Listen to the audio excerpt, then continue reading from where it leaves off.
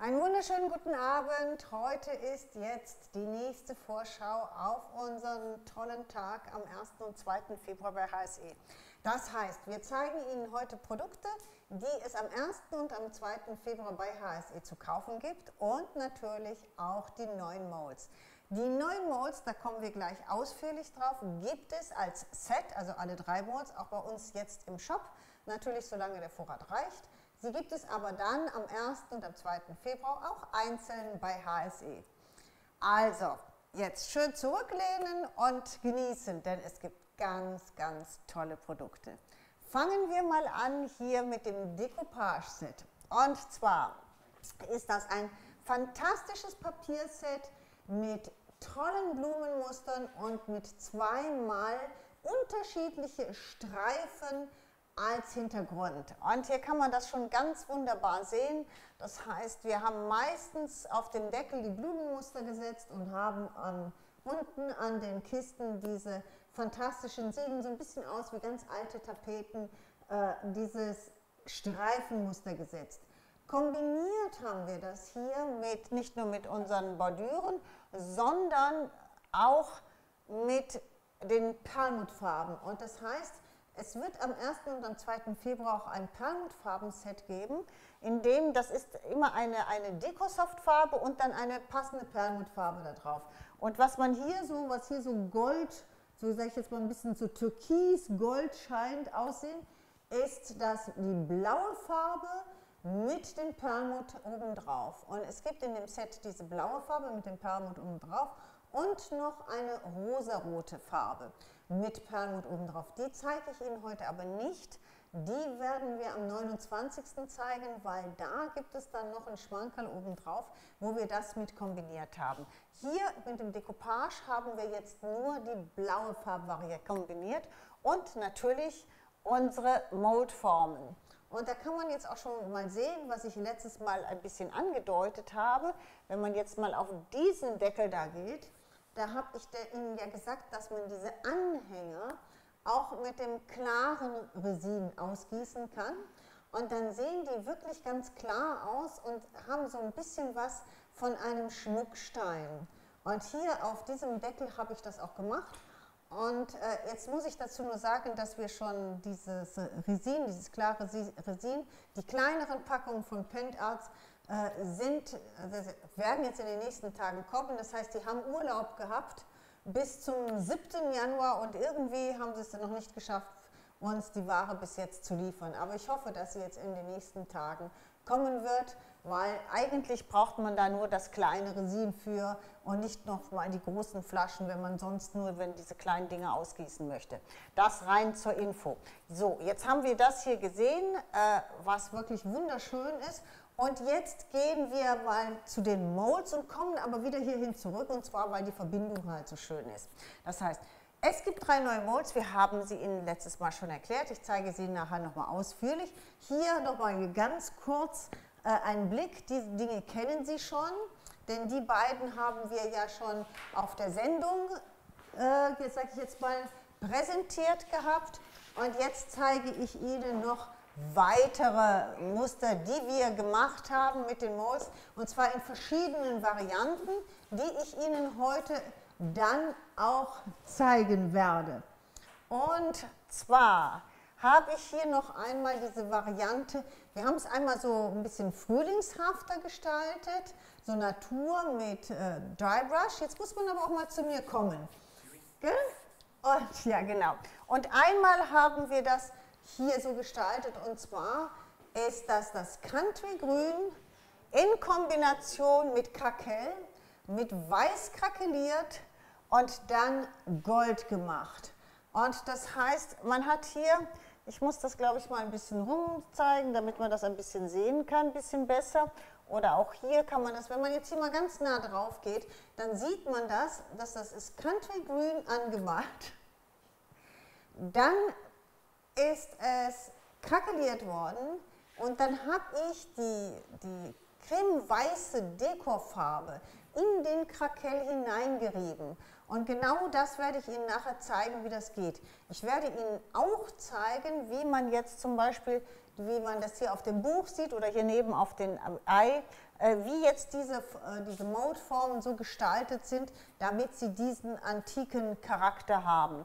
Hier haben wir es jetzt auf die Dosen, haben wir alle so gestaltet und hier sehen Sie, also ich nochmal die Vögel, ich stelle es auch nochmal auf, die Vögel, wie fantastisch die aussehen oder auch mal dieses hier, dass man diesen Topf sieht, das heißt, da haben wir hier unten nochmal das Ei mit der kleinen Schleife, auch das ist ein Tontopf, auch dieser Tontopf ist komplett so gestaltet worden mit dem Country Grün, mit dem Krakel und dann hier oben haben wir halt noch eines unserer Bordüren genommen und das sieht einfach total schön aus. Und ich zeige Ihnen aber auch gleich, wie das Ganze funktioniert. Jetzt gehen wir mal eins weiter am nächsten Tisch und an dem nächsten Tisch haben wir das dann nochmal gemacht und da habe ich es jetzt wirklich mal so ein bisschen auf die Spitze getrieben. Wäre jetzt auch mal bitte schön hier unten nochmal diese Eier zeigen. Und zwar habe ich diese Eier teilweise wirklich doppelt gearbeitet. Das bedeutet, das sind die halben Styropor-Eier und die sind dann außenrum mit den Ketten, da hatten wir letztes Mal gezeigt, das sind die silbernen Ketten, einfach Gold angesprüht und dann zusätzlich noch wirklich in der Mitte unseren Rahmen, in der Mitte die Eier oder jetzt die Schleife und den Vogel drauf. Also es sieht ganz opulent aus, ganz üppig, aber wunderschön. Wenn man jetzt nach oben geht, wiederholen wir das noch einmal, dann haben wir nochmal diese Töpfe hier in allen Variationen, das heißt hier mal den Vogel auf dem kleinen Rahmen, daneben nochmal das Ei. Und dann nochmal ein Tipp, weil, das hatte ich schon mal gesagt, diese Eier sind ja groß genug und haben ja diese wunderschönen verschiedenen Ornamente drin.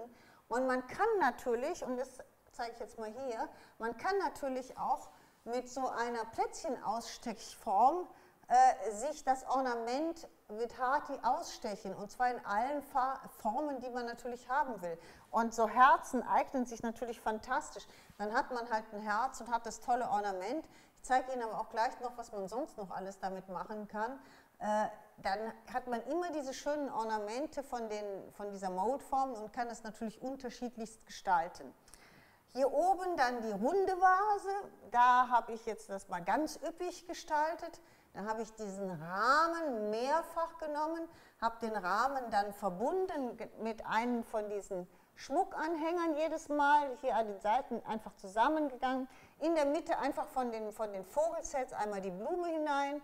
Das Ganze ist genauso gestaltet, also erst einmal Bonding Primer, dann das Country Grün als Deco-Soft-Farbe, Krakel und hier auch in den Krakel die Deco-Soft-Farbe, also kein Antiking-Paste, sondern die Farbe reingerieben und also mit einem, ich sage jetzt mal Zewa Wisch und weg, einfach wegpoliert, dass es nur in den Rissen bleibt. Der Vorteil von einer Deco-Soft-Farbe feucht da reinzureiben ist, dass das Ganze einen ganz, sag ich jetzt mal, kreidemäßige Oberfläche kriegt. Das heißt, es ist ganz sanft, aber auch ganz hell und irgendwie hell und freundlich und sauber. Und es ist natürlich eine tolle Kombination jetzt zu diesen schweren Barockrahmen, die wir hier alle so in Gold gestaltet haben. Und in den Rahmen habe ich dann nochmal mit der flüssigen Lasur gearbeitet, um da nochmal, sage ich jetzt mal, einen Abstand zu machen.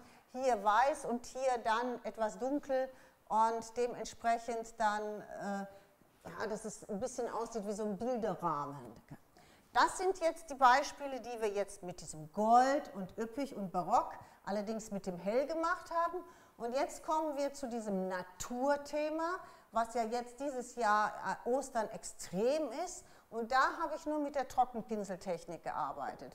Das heißt, hier haben wir das alles jetzt aufgebaut in wirklich hell und hier ist auch kein Gold.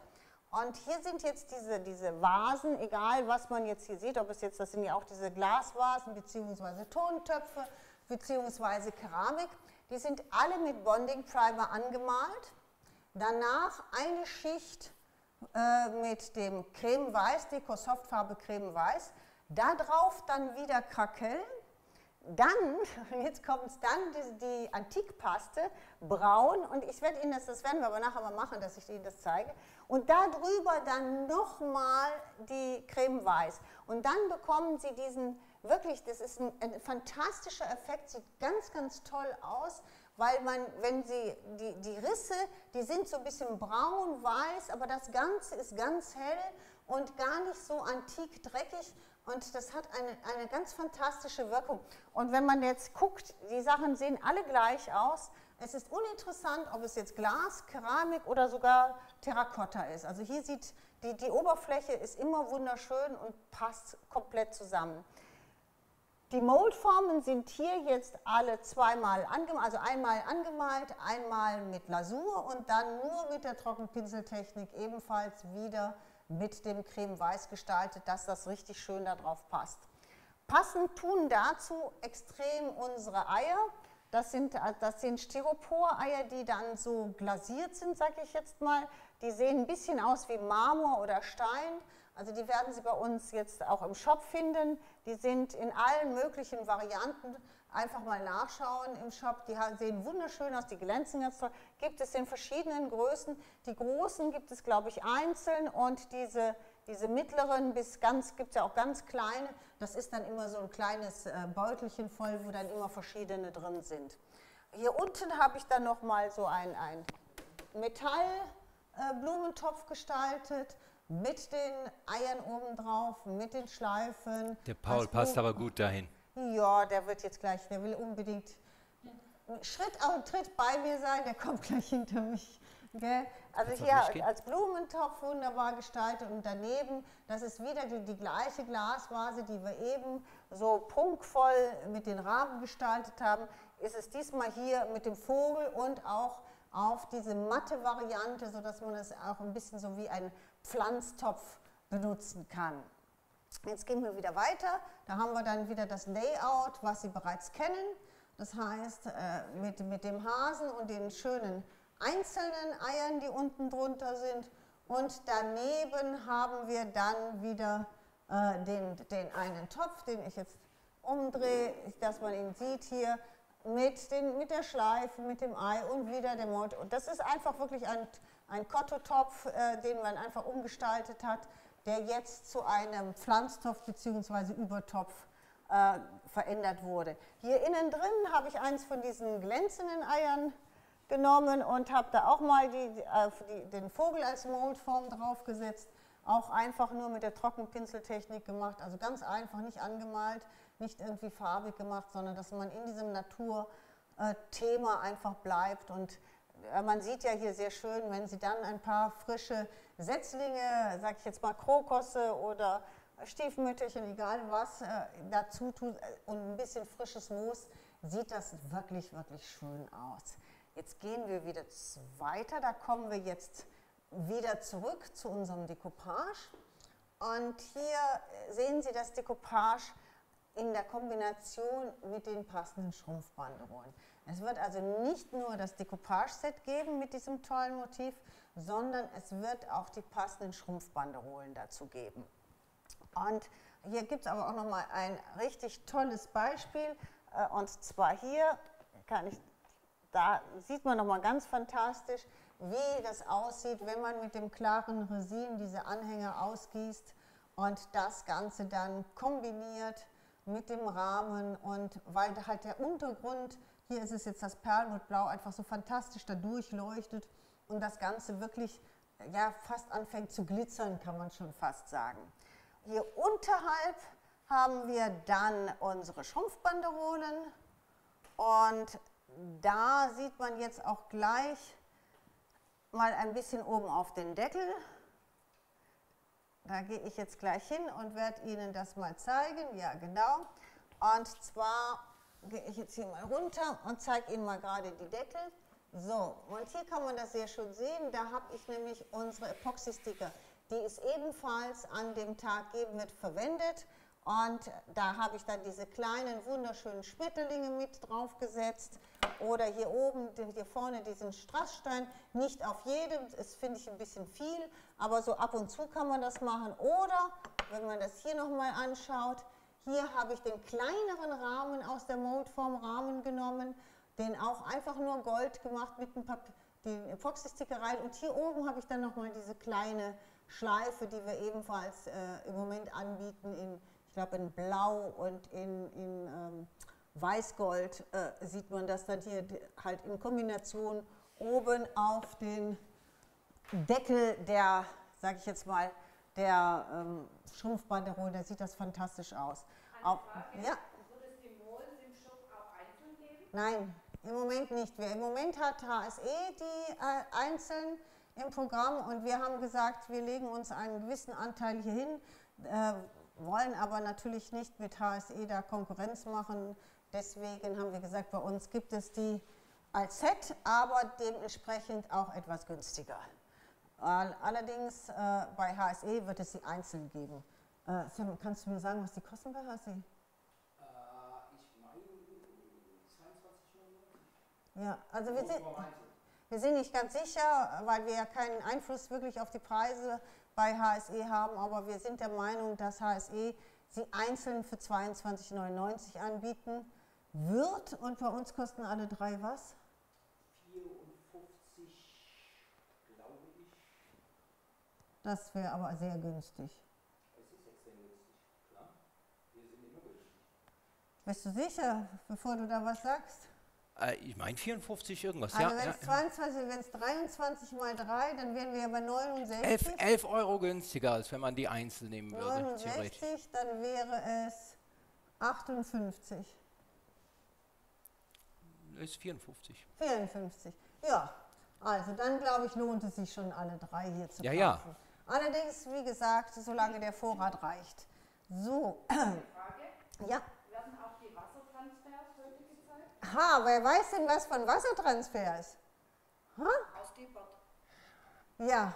Wer hat das denn verraten? Ha? Eike? Ha? Ja, eigentlich nein. Eigentlich nein. Wir gucken mal. Ich wollte die Wassertransfers und das ADT ist eigentlich für den 29. angesetzt, weil der Gedanke ist, dass wenn wir jetzt die Mold, ich weiß nicht, wie wir mit der Zeit hinkommen, wenn wir zum Schluss ein bisschen Zeit haben, dann kann ich die Water Transfers noch zeigen. Ja, so, hier haben wir dann nochmal die Motive von den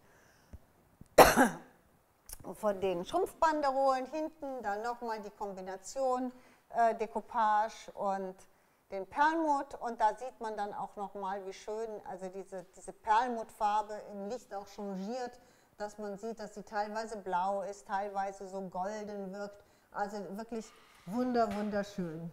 Okay, jetzt gehe ich mal weiter und zwar, Paulchen ist schon da, also falls du ihn suchst, Paulchen ist bei mir, ich decke ihn jetzt noch ein bisschen zu, liegt hinter mir, so.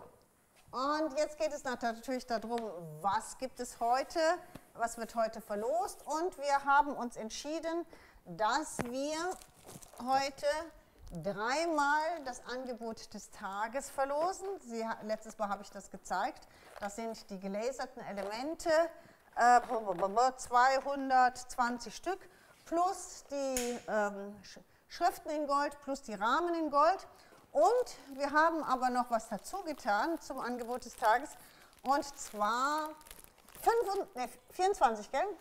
Die 24 passenden Papiere zum ADT und die 24 Tags dazu. Ich werde die auch nicht zeigen, das zeigen wir am 29. ausführlich, wenn wir am 29. auch das ganze ADT vorstellen. Nur das gibt es heute zu gewinnen. So, und jetzt hatte ich ein bisschen was vorbereitet und zwar fangen wir hier an. Ich habe ein Brett etwas umgestaltet, wollte mit den Moldformen darauf arbeiten und wollte Ihnen das zeigen und fange jetzt mit den Perlmutt an. Das sind diese Farben, die es als Farbenset gibt. Da gibt es dann immer das Blau, das ist das, was jetzt hier drauf ist, plus das Perlmutt oder das Rosé, das sieht dann, das sieht dann so aus und plus das Perlmutt und wenn das Perlmutt fertig ist, dann sieht das so aus. Das heißt, hier ist es mal auf dem Ei, wenn man das jetzt mal nebeneinander schaut, dann haben wir, das ist dann das Blau und das ist das Rosa. jeweils als Perlmutt auf den Eiern. Das nur zu dem Farbenset. Das Rosarot, also ich habe die Dose hier, man sieht, dass da noch was mit gemacht wird und die ist dann eigentlich für die Wassertransfers. Aber mal schauen, ob wir heute dazu kommen. Wenn wir dazu kommen, werde ich auf jeden Fall einen Teil damit machen. So, was ich jetzt machen wollte, ist, dass ich jetzt hier anfange und Ihnen mal das Perlmutt Blau zeige und dann mit den Moldformen und Decoupage hier weiterarbeite. So. Bevor ich jetzt damit anfange, benötige ich etwas. Und da muss jetzt tatsächlich einer gerade laufen. Könntest du mir gelbe Schwämmchen bringen? Weil um das Perlmutt aufzutragen, für das Perlmutt lässt sich natürlich fantastisch fängt aber früh an heute. Hä? Ja, bring mir 2, 3. Ich dachte, ich habe die eben benutzt, die ich hier hatte. So. Eine Frage, Ja? wird es die Farben später auch einzeln im Shop geben? Ja, meistens gibt es sie bei uns ja dann hinterher einzeln, auf jeden Fall, ja, ja. Also da, das ist ja, meistens haben wir auch schon, ich weiß es gar nicht, Sabine, bin ich jetzt überfragt, haben wir schon welche hier von denen? Oder haben wir die komplett? Haben wir schon welche von den Farben hier oder haben wir die komplett? Nee, haben wir welche hier. Also ich gehe mal davon aus, weil wenn wir noch welche hier haben, dass wir die auch schon relativ zügig jetzt freischalten. Also das schätze ich schon. Da bin ich jetzt nicht sicher. Das werden wir gleich hören, wenn das Hemd kommt. So, wenn das Hemd kommt, ganz schnell. So, Wassertransfers. Ich habe sie nicht alle hier. Aber das, was wir neu haben oder was es eigentlich noch gar nicht auf dem Markt gibt, unsere Wassertransfers werden mit Gold sein, wie man jetzt hier fantastisch sehen kann. Das sind jetzt schon mal ein paar Motive ganz schnell, damit Sam das nicht sieht.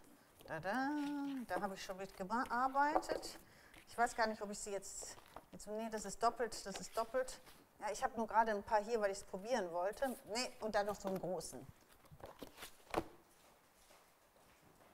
Falsche Gang. Dankeschön. So. Eine Frage, Ja. im Hintergrund hängen tolle Käfige, wo kann man die kaufen? Das sind Laternen. So, und da wir letztes Mal ja siehst du, da ist auch dieses Glas wieder weg. Das sind Laternen und letztes Mal haben wir ja die Laternen verlost und wir haben immer wahnsinnige Probleme, dass diese Laternen kaputt bei den Kunden ankommen. Ich weiß nicht, was damit gemacht wird. Meistens Fußball gespielt, würde ich sagen. Deswegen, wir haben, glaube ich, 4 oder so von den Laternen. Wer sie haben will, sich bei der Eike melden, aber wir verschicken sie nicht. Also die müssten wirklich abgeholt werden. Das macht überhaupt keinen Sinn, die kommen einfach nicht heile an. Und das hatten wir letztes Mal auch. Also wer sie haben möchte, kann sie gerne hier abholen.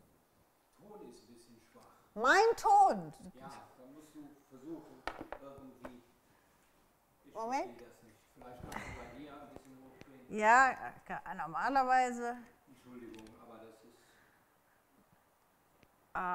Tja, Brille wäre gut. Ich sehe nicht, wo Plus ist. Hier, glaube ich, hier rechts, oder? Ich weiß es nicht, ich kann es nicht erkennen. Brille ist gut, ich habe keine an. Ist jetzt lauter? Hört man mich lauter? Ist das jetzt Christian? Guckst du mal? Ist es lauter oder nicht? Das kann man eigentlich sehen da drauf, aber ich kann gar nichts sehen. Ich sehe, was ich ändere. Ja, muss es auch, gell? Ja. Da, auf das Ding. Ton ist gut. Ja, da, genau, da muss man eigentlich drauf drücken.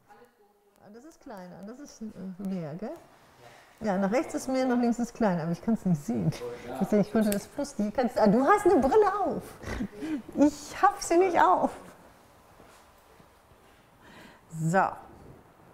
Okay, also Ton, man hört mich. Man hört mich, dann legen wir los. So sieht das jetzt aus, das Perlmutt. Kann man wunderbar sehen. Und jetzt ist es am einfachsten, das aufzutragen, indem man das mit einem Schwämmchen auf diese Farbe aufbringt. Und zwar nicht mit dem Pinsel, sondern wirklich mit einem Schwämmchen, weil man dann eigentlich relativ ordentlich und leicht das großflächig aufgetragen bekommt. Und ich habe das immer 2 Schichten gemacht. Das heißt, ich gehe jetzt hier eine Schicht und mache das wirklich so hier in Streifen, oder man kann es auch so machen, dass man halt nicht kreuz und quer, sondern einfach so in Streifen das aufbringt. Was einem klar sein muss, wenn man irgendwelche Unebenheiten oder auch zum Beispiel wie sagt man jetzt, mit Schablonen gearbeitet haben, jede Unebenheit kommt durch das Perlmutt stärker raus. Hier sieht man es auch sehr gut. Jede Strich oder jede Richtung, die man mit einem Schwämmchen gemacht hat, kommt raus. Also alles ist hinterher sichtbar. Aber ich persönlich finde es eigentlich, das ist das Schöne daran. Dieses Changieren von dem Ganzen. So, jetzt, das ist eine Schicht. Trocknet auch sehr schnell. Ich hebe es jetzt mal hoch, damit man das, ja, kann man es ein bisschen sehen. Jetzt sieht man ja genau, jetzt sieht man das Gold und man sieht auch wunderbar jeden Strich, alles, was ich hier gemacht habe, wie ich es gemeint ist, drauf. Jetzt trocknen wir das gerade an und dann machen wir eine zweite Schicht und dann ist das auch schon Perlmuttfarben. Und sonst, wenn Sie dünner auftragen, dann machen Sie einfach 3 Schichten. Jetzt sieht man schon, das ist schon so gut wie trocken. Weil man halt mit dem Schwämmchen trägt man halt auch recht dünn auf. Aber schön gleichmäßig. Ich persönlich finde es viel einfacher, als jetzt dieses Perlmutt mit einem Pinsel aufzutragen.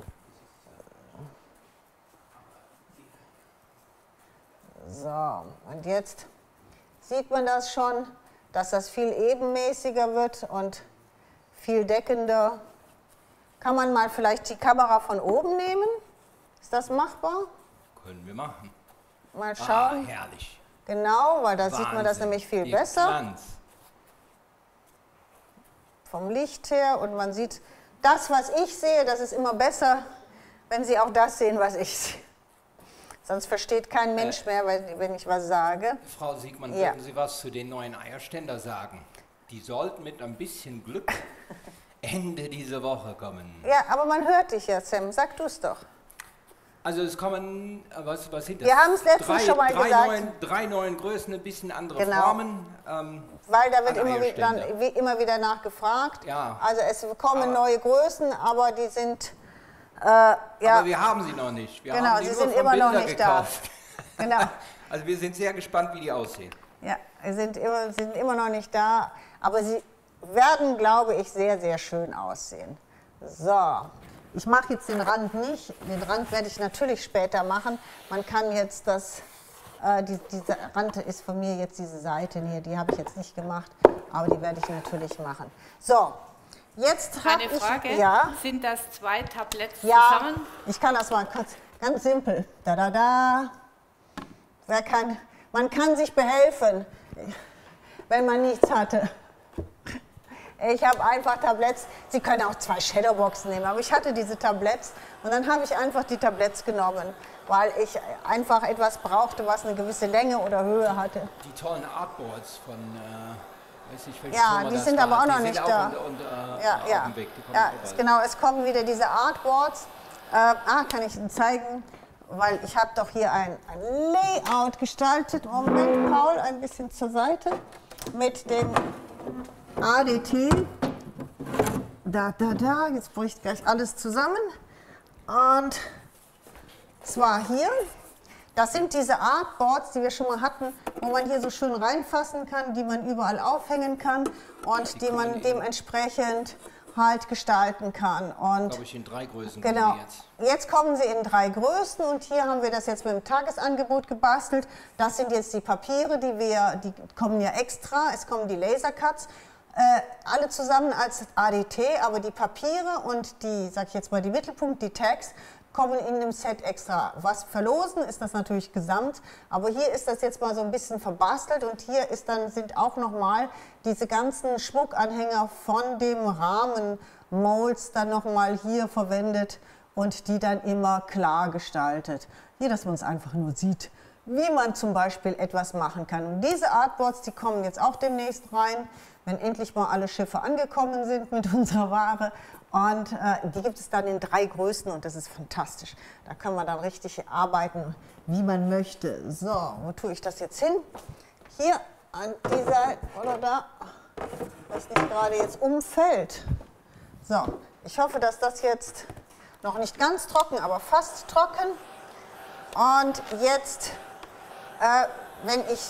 jetzt muss ich noch mal fragen, Sind alle im Klaren, wie die Moldformen aussehen, oder muss ich sie nochmal zeigen?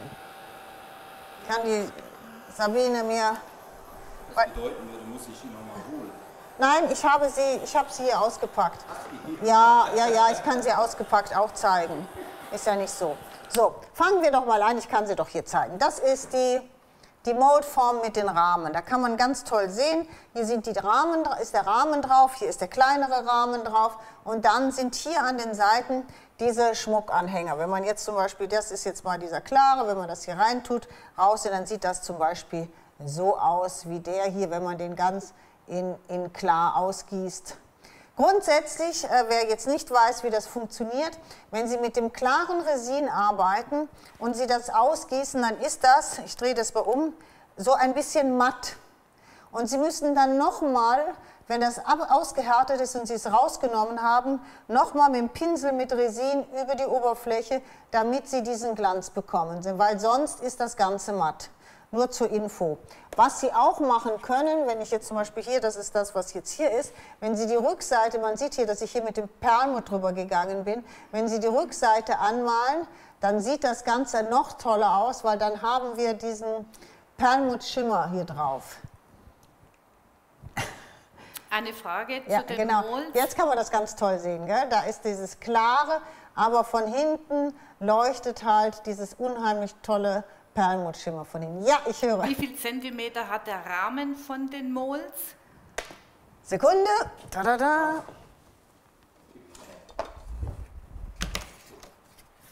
Von oben nach unten ist es 18,5 und die Breite ist 12. So, und danach gibt es die Eier. Da werde ich gleich nochmal ausführlich zeigen, was man damit alles machen kann. Wir haben ja die Beispiele jetzt schon gesehen. Und dann noch gibt es die Vögel. Und das heißt, da haben wir die Vögel, da haben wir die Blumen, da haben wir kleine Blätter.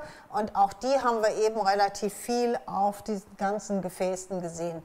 Also die werden Sie auch nochmal mit dem Angebot des Tages zusammen sehen, weil die habe ich auch ganz schlicht gemacht und in die Layouts auch noch mit verwendet. So, das sind die 3 neuen Molds. So, und jetzt hatte ich vorgehabt, hier mal so ein bisschen was zusammenzustellen.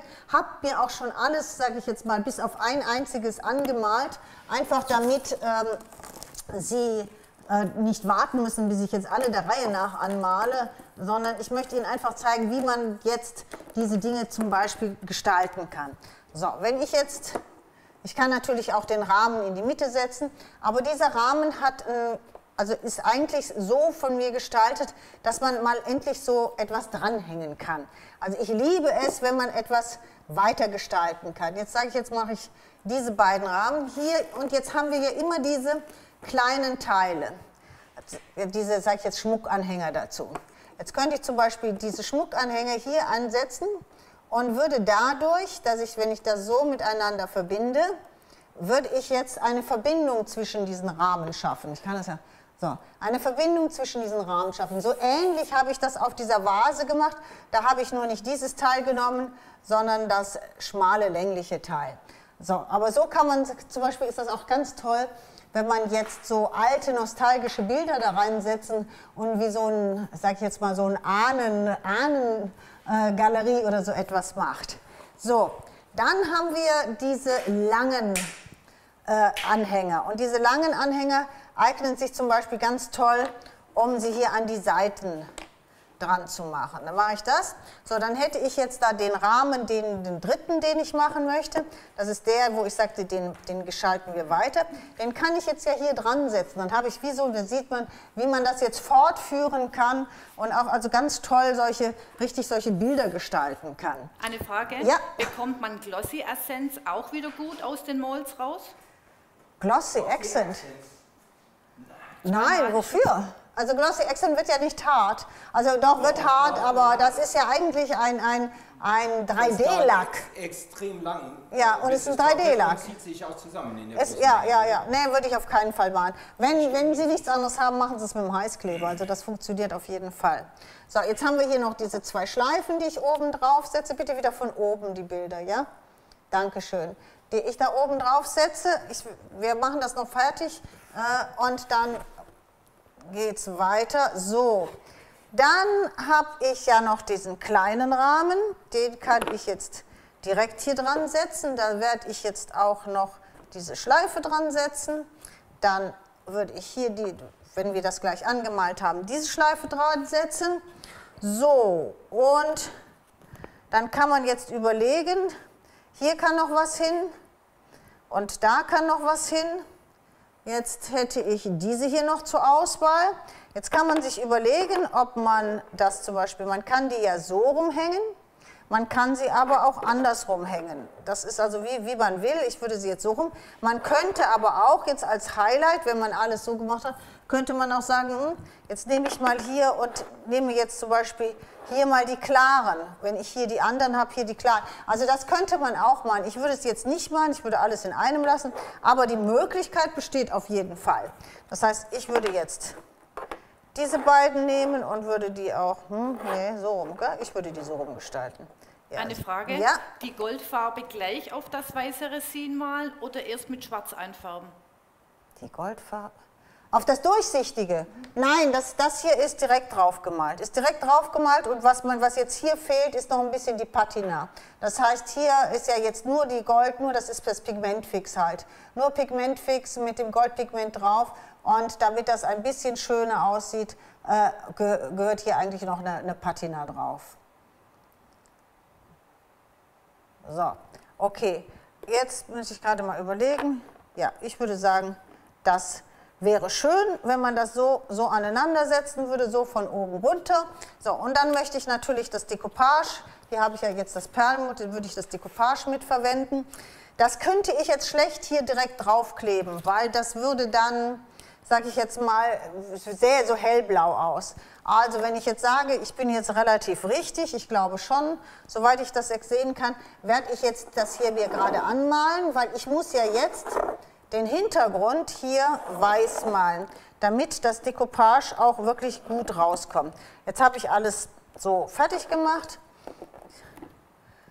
und jetzt lege ich das hier alles zur Seite und werde das gerade mal weiß anmalen.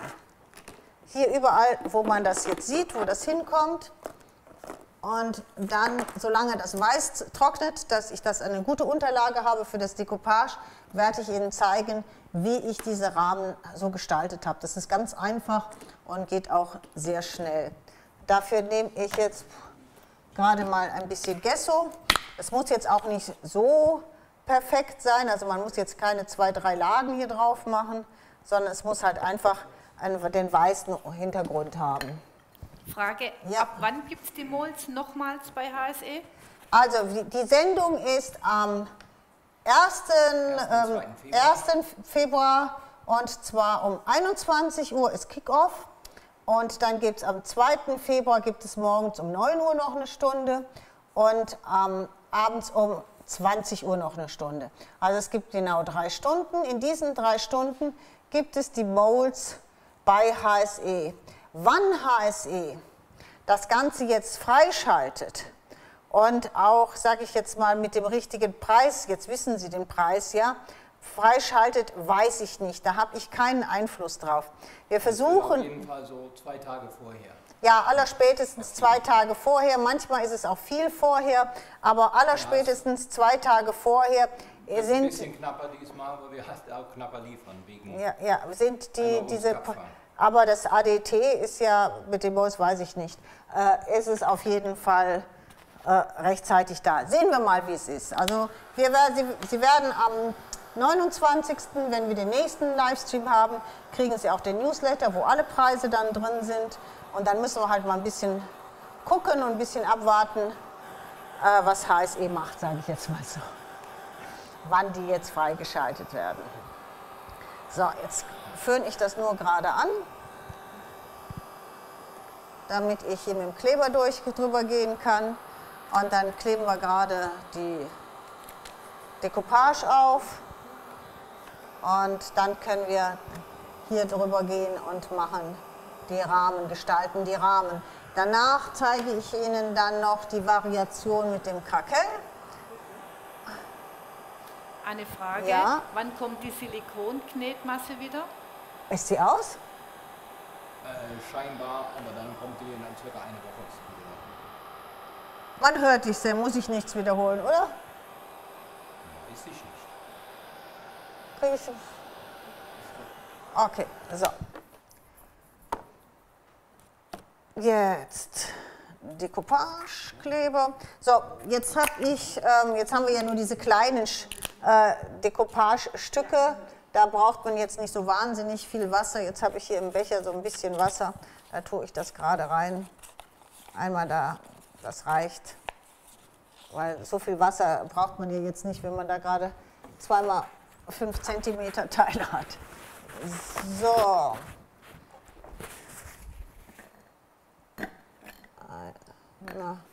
Irgendeinen sauberen. Ein bisschen Decoupagekleber drauf.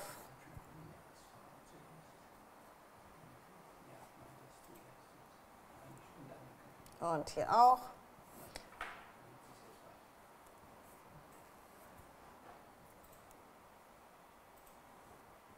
Das habe ich mir natürlich vorher ein bisschen zurechtgeschnitten. Da habe ich einfach den Rahmen draufgelegt und dann habe ich mir das zurechtgeschnitten. Das ist recht einfach. So, einmal und jetzt gehen wir hier kurz das da rein in das Becherchen mit Wasser. Die Decoupage-Papiere finde ich diesmal so wunderschön. Da kann man wirklich, ich bin immer am Überlegen, da hätte man sehr schön auch ein Möbelstück mitmachen können, weil man diese Streifen hatte und dann diese tollen Blumenmotive mittendrauf. Eine Frage zu Ja? den Farben. Sind die eher volldeckend oder eher durchscheinend? Also die Perlmutterfarben sind absolut durchscheinend, also richtig transparent. Und dann die Deco-Soft-Farben, die sind natürlich deckend, deswegen haben wir die unten drunter gegeben.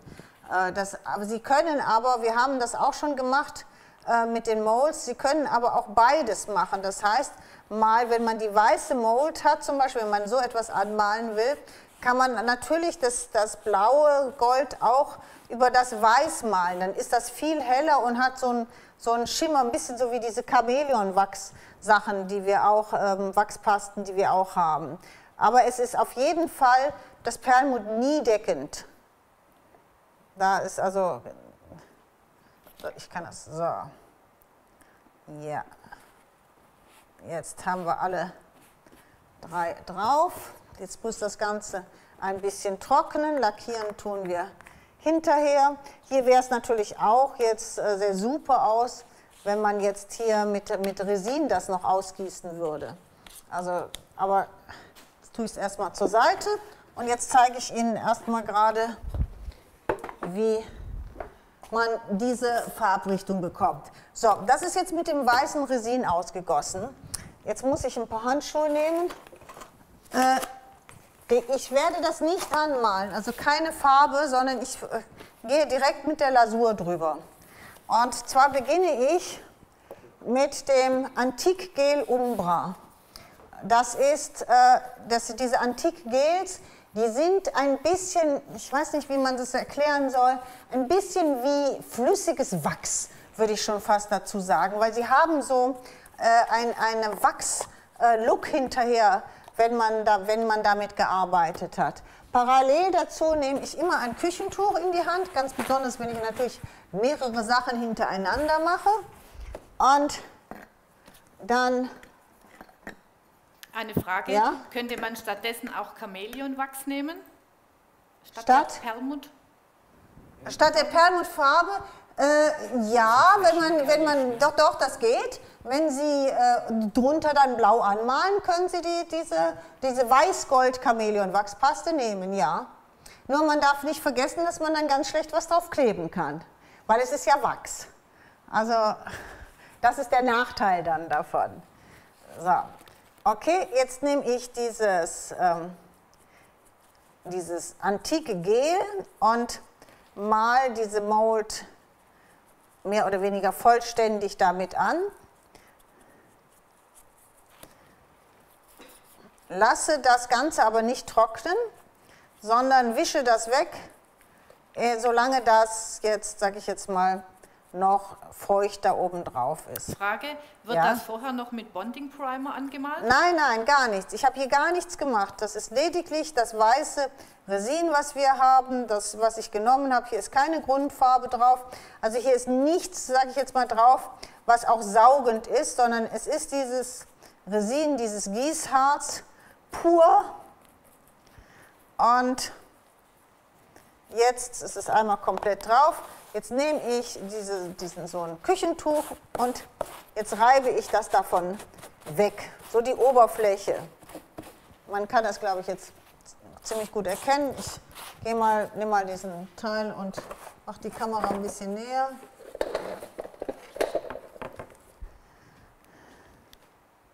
Dass man das vielleicht ein bisschen besser sehen kann. Frage, Ja. kann man die Laternen bei uns abholen, eventuell auch an Papiersets? Man wohnt in Much. Die Eike, einfach einen Shop mal schreiben. Ja, an die Eike schreiben, genau. Wenn man die Laternen abholen will, was dazu mitnehmen will, natürlich, warum soll das denn nicht gehen? Klar, das kriegt uns Eikechen hin. So, jetzt trockne ich das Ganze. Jetzt habe ich halt einmal jetzt dieses dunkle Braun, was in diesen ganzen Vertiefungen drin sind. Jetzt trockne ich das Ganze. Und danach gehe ich nochmal mit dem Lasurgel Country Blau. Das kennen Sie bestimmt. Haben wir ganz früher ganz oft benutzt. Das ist so ein schönes Graublau. Und dann gehen wir damit nochmal darüber. Habe ich eine alte Verpackung hier. Da sieht man, wie alt meine Teile sind. Kann ich eine normale Acrylfarbe dunkelbraun auch nehmen? Nein, das bedeutet, wenn Sie eine normale Acrylfarbe nehmen, die kriegen Sie so gut nicht so weggewischt. Das ist das Problem. Man kann, ich sage nein, weil ich arbeite viel mit normalen Kalkfarben einfach und wische die auch einfach weg. Aber bei Acryl müssten Sie dann schon gucken, dass die nicht sofort trocknet. Also es gibt ja auch solche sogenannte Retarder, die man da rein tun kann. Aber sonst ist das zu gleichmäßig. Und was wir ja wollen, ist, dass die Farbe zwar hier oben drauf leicht bleibt, aber sie soll eigentlich in diese Vertiefungen rein. Und oben drauf muss man es halt wieder wegwischen können. So, und jetzt kommt diese Lasur. Und jetzt geben wir noch richtig einmal dieses Blau und auch hier komplett einmal drüber. Und auch ruhig in diese Vertiefung, also nicht, dass ich jetzt hier irgendwie anders male oder vorsichtiger male, nein, auch das soll komplett einmal über den Rahmen drüber gehen. Grundsätzlich sehen so Kombinationen von Lasuren unheimlich schön aus. Also zum Beispiel auch, wenn man jetzt dieses auf dem Grün, was man da hinten sieht, da habe ich auch meistens das Braun genommen und habe hinterher noch diese Zauberwaldgrün als Lasur drüber gesetzt und das also auch als Kombination. Und habe ich sogar noch vorher farbig angemalt. Und einfach diese Kombination von mehreren diesen Teilen, das ist eigentlich das, was so richtig schön da aussieht, was es also schön werden lässt. So, ich habe jetzt auch nur die Oberfläche und jetzt sieht man schon, man hat ein bisschen braun, man hat in diesen Vertiefungen das hellblau. Jetzt trocknen wir das Ganze wieder. Grundsätzlich sieht es dann wieder anders aus. Dann werde ich mal gerade hier das Papier wegnehmen, dann kann man es auch noch ein bisschen besser sehen, wenn man meinen dreckigen Hintergrund nicht so sieht. Moment.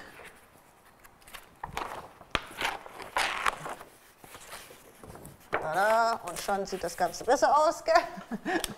Kann man mehr erkennen. Hier kann man das jetzt sehr schön sehen, genau. Man hat diesen Braun und hat aber in diesen Vertiefungen noch dieses ganze hellblaue, diesen alten Effekt. So. Jetzt schauen wir mal, ob ich noch genügend Gold habe. Oder ob ja, das müsste eigentlich reichen. Das sind ein bisschen angetrocknete Reste von Pigmentfix und dem Metallpigment Gold, was ich hier drin habe. Mal schauen, aber das müsste eigentlich, ja, das reicht voll und ganz. Was wir hier jetzt noch in das Schwämmchen reingedrückt kriegen, reicht.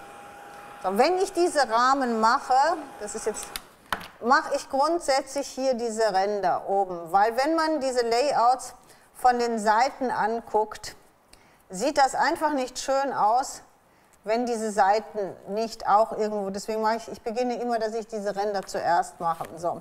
Und wenn ich das dann habe, dann gehe ich mit meinem, hoffe ich, dass das noch reicht, ja, so leicht darüber. Ganz leicht über diese Oberfläche. Oh. Kann man jetzt, glaube ich, sehr schön sehen. Gell? Ganz leicht über diese Oberfläche. Und anschließend gehe ich noch einmal hier innen rein. Und dann habe ich eigentlich einen optimalen, schönen Rahmen gestaltet. So, das Ganze kann jetzt trocknen und dann kleben wir das auf. Jetzt lege ich das hier zu den anderen, da sieht man sie dann alle auf einmal, hole mir mein Layout zurück und dann fangen wir an und setzen das Ganze zusammen. Ja, dafür kann ich meine Handschuhe auch wieder ausziehen. Du musst ein bisschen mit der Kamera wieder raus. Ja, mache ich jetzt. Ich gehe wieder raus, damit man wieder mehr sieht. Da, da, da, da. Ja, ja, das reicht ja. Oben braucht man ja nicht gucken. So, jetzt ist es ja relativ einfach, den richtigen Ansatz zu finden. Und jetzt legen wir los. Fangen wir mit dem ersten Rahmen an. Ja. Dann den zweiten.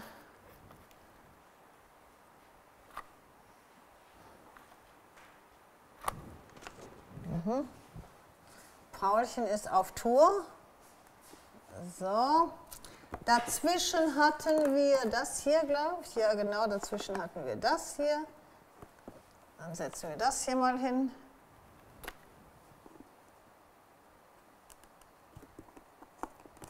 So, dann kam der nächste Rahmen. Ja. Passt doch perfekt. Jetzt sieht man aber auch, oh ne, ich weiß nicht, Schatten, das ist ein bisschen schief geworden, gell? Aber egal. Ist jetzt so. Wenn sowas ist, also es passiert mir öfters, dann können Sie, wenn Sie mit dem Heißkleber gearbeitet haben, das auch nochmal anföhnen und können das auch nochmal lösen.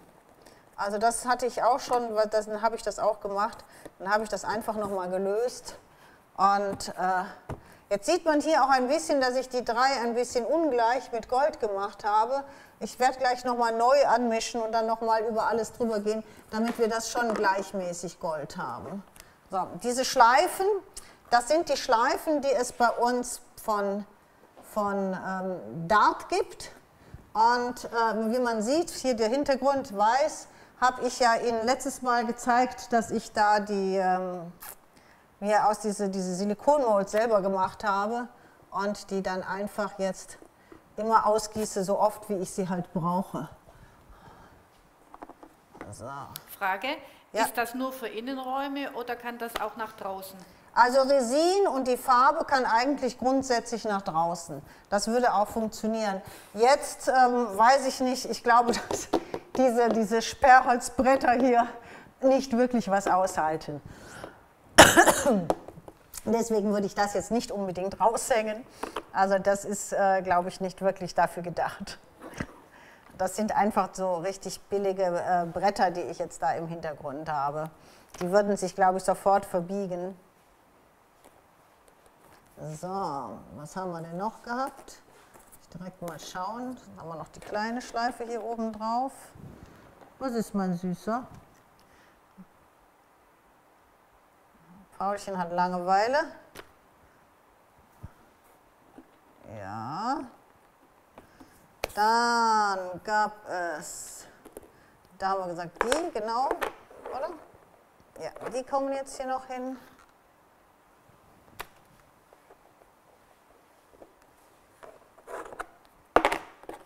Und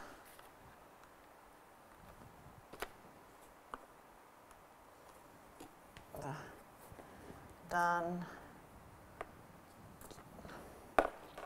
ja, das nochmal zum Schluss und die langen da hinten an die Seite. So, da sieht man einfach mal diese Kombination von den Anhängern, die mit den Rahmen, auf dieser Rahmenmolds ist, und die Rahmen, es ist schon einfach toll. Weil man kann da so viel machen, das ist nicht einfach nur ein Rahmen, weil Rahmen gibt es ja eigentlich genug von Molds da auf dem Markt. Aber diese Kombination mit diesen Anhängern, da kann man schon wirklich tolle Sachen mitmachen. So, da. Frage, Ja. womit macht man sich die Schleifen nochmal selber? Okay, es gibt ein 2-Komponenten-Silikon. Das sind, also jetzt ist es bei uns ausverkauft. Das sind so 2 Töpfe. Da ist das, das sind noch die geschlossenen, die werde ich jetzt aber nicht aufmachen. Da hier kannst du, aber ist kein Etikett mehr dafür da. Aber ich habe eigentlich noch geöffnet. Das sind 2 Knetmassen und die sind weiß und in rot. Und dann nehmen Sie sich von jeder Knetmasse, ich habe das immer so einfach nur reingegriffen, so 2 gleich große, sage ich jetzt mal, Kugeln. Die kneten Sie dann zusammen und dann sieht das so aus. Wenn das ungefähr diese Farbe hat, dann drücken Sie diese Schleife einfach da rein, die Sie hier fertig kaufen. Und dann dauert es ungefähr 30 bis 45 Minuten, dann wird das hart. Und dann können Sie die Schleife rausholen, dann können Sie das eigentlich so oft ausgießen, wie Sie wollen, und haben Sie dann immer aus Gießharz oder Harti, wie Sie halt wollen, und können Sie immer wieder benutzen. So, ich werde jetzt hier, hattest du mir Pouring Glaze geholt, Sam? Ja, natürlich. Wo hast du mir das hingestellt? Da links sehe ich von hier, die andere Seite. Da, okay. Jetzt werde ich hier Pouring Glaze reintun, und Pouring Glaze können Sie auch kippen. Das heißt, das werde ich machen, weil dann haben Sie, wenn Sie das dann nicht mit dem Pinsel machen, sondern etwas länger trocknen lassen, dann haben Sie auch eine ganz, ganz tolle Schicht. Also ich kippe das jetzt hier so rein. So, in das Kleine mache ich es dann mit dem Pinsel, das ist mir ein bisschen zu haarig jetzt. Jetzt muss ich nur einen ganz sauberen Pinsel finden. Nein. Moment. Eine Frage, Ja. Kann man Metallflocken ins Resin mit eingießen? Ja, kann man. Und zwar, vielleicht können Sie, da kann man das ein bisschen sehen, hier. Da habe ich das auch gemacht. Das sind die Anhänger aus der Mold mit den Eiern. Und da habe ich, jetzt kann man die Rückseite sehen, da habe ich erst das Resin reingetan und dann habe ich diese Flocken, die es auch bei uns gibt, diese Flakes einfach mit reingegeben. Trocknen lassen und dann von oben auch glänzend machen. So, jetzt verteile ich dieses dicke Pouring. Das tut sich dann aber auch selber richtig schön verteilen. Und dann wird das richtig schön hochglänzend. Nicht ganz so dick, so glänzend wie Resin, aber es sieht doch schon sehr stark dem Resin ähnlich, und es ist halt auf Wasserbasis. Es braucht ein bisschen länger, aber es sieht auch ganz toll aus. So, und hier unten geben wir einfach nur einen Pinsel rein. Und jetzt lassen wir das mal ein bisschen trocknen, und vielleicht kann man das nachher schon sehen, wie das aussieht. Parallel dazu werde ich aber jetzt ganz rasch noch einmal Gold anmischen, weil wir das eh gleich brauchen für die anderen Eier, bevor mir jetzt hier der Schwamm auch noch eingetrocknet ist. Dafür nehme ich, wer es jetzt nicht kennen sollte, das ist unser Pigmentfix, was wir haben. Genau, ein bisschen, und da gebe ich jetzt ein bisschen was rein. Dann gibt es dazu das Metallpigment. Also ich habe jetzt das pure Gold hier genommen. Hier ist also nichts gemischt, kein Champagner, kein Silber. So, und dann mische ich das Ganze, bis das, sage ich jetzt mal, diese nicht dicke, sondern diese Deckungskraft hat, wie ich es brauche. Wenn man jetzt hier, ich kann es aber vielleicht mal die Kamera von oben, dann kann man da oben reingucken. Ja, es nützt nichts, dann kann ich nicht rühren. So, von oben ist eigentlich besser. Ja, genau, danke. So, und jetzt sieht man, das ist noch zu flüssig. Das heißt, das ist noch nicht, sieht zwar so gut aus, aber es muss noch ein bisschen dickflüssiger sein. Also gebe ich noch ein bisschen was da rein, das mischt das Ganze. Und jetzt gehe ich nochmal gerade hier über all diese Rahmen in eine Schicht drüber, dass die halt alle gleich, sage ich jetzt mal, gold glänzen.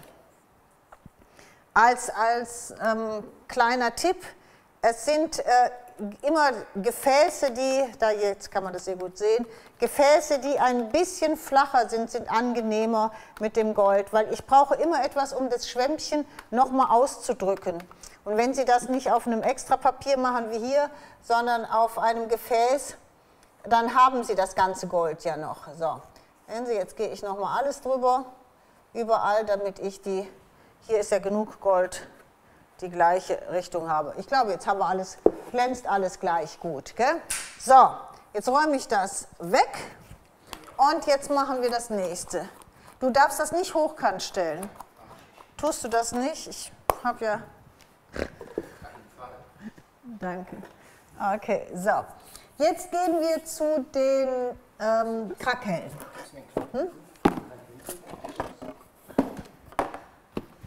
Was möchtest du jetzt?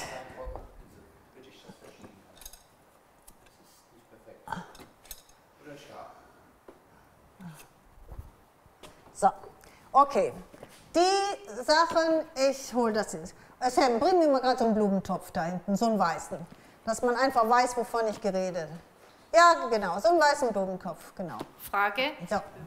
Ja. welches klares Resin war das nochmals für die Glanzschicht? Das ist eigentlich vollkommen egal. Es gibt einmal das Resin, was wir von Toll Factory haben, wie auch das Weiße, aber das sind halt diese großen Flaschen. Und es gibt auch so ein kleines Resin von Pent Art. Und das kleine Resin, das sind nur so 2 kleine Flaschen, weil man ja nicht viel braucht. Das ist im Moment, oder das ist jetzt seit längerem bei uns schon ausverkauft, ist aber schon bestellt.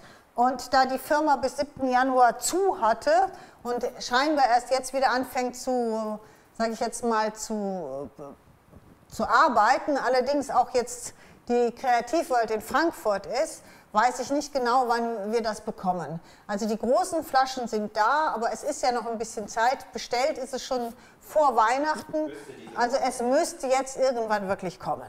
Und das sind so die 2 kleinen Flaschen, die sind ganz angenehm zu dosieren, weil man ja wirklich nicht viel braucht, wenn man jetzt nur diese Anhänger damit ausgießt. Weil ich gieße grundsätzlich nur diese Anhänger damit aus, weil die ja auch viel länger brauchen. Das weiße Resin ist ja, sage ich jetzt mal, in 45 Minuten und das Resin braucht ja 24 Stunden. Deswegen gieße ich nur das eine aus. So, um diesen Effekt jetzt hier zu bekommen, wie dieser Topf jetzt hier ist, das sage ich jetzt mal, dieses weißlich angehauchte Krakell, gell? Arbeiten Sie so. Das heißt, Sie machen das ist jetzt diese Dose, ich nehme den Deckel.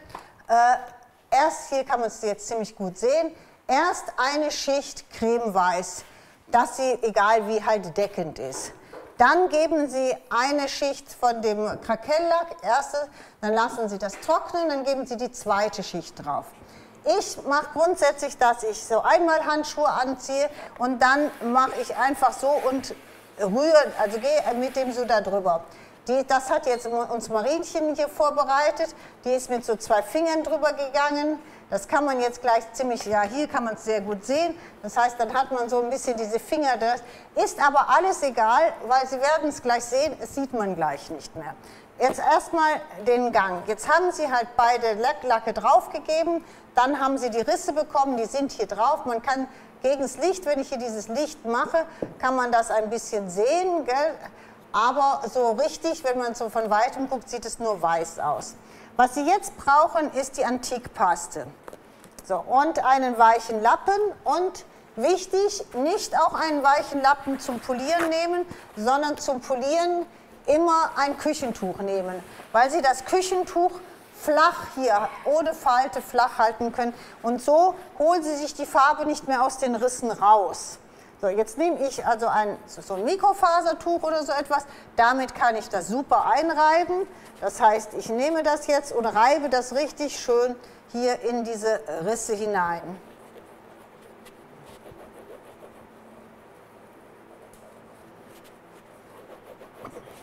Und jetzt kann man auch gut sehen, wenn man jetzt das nur so mit 2 Fingern macht, dann hat man auch wirklich man sieht diese, sag ich jetzt mal, diese Drehungen. Wenn Sie das mit der ganzen Hand ein bisschen, sage ich jetzt mal, verreiben, dann sehen Sie das nicht.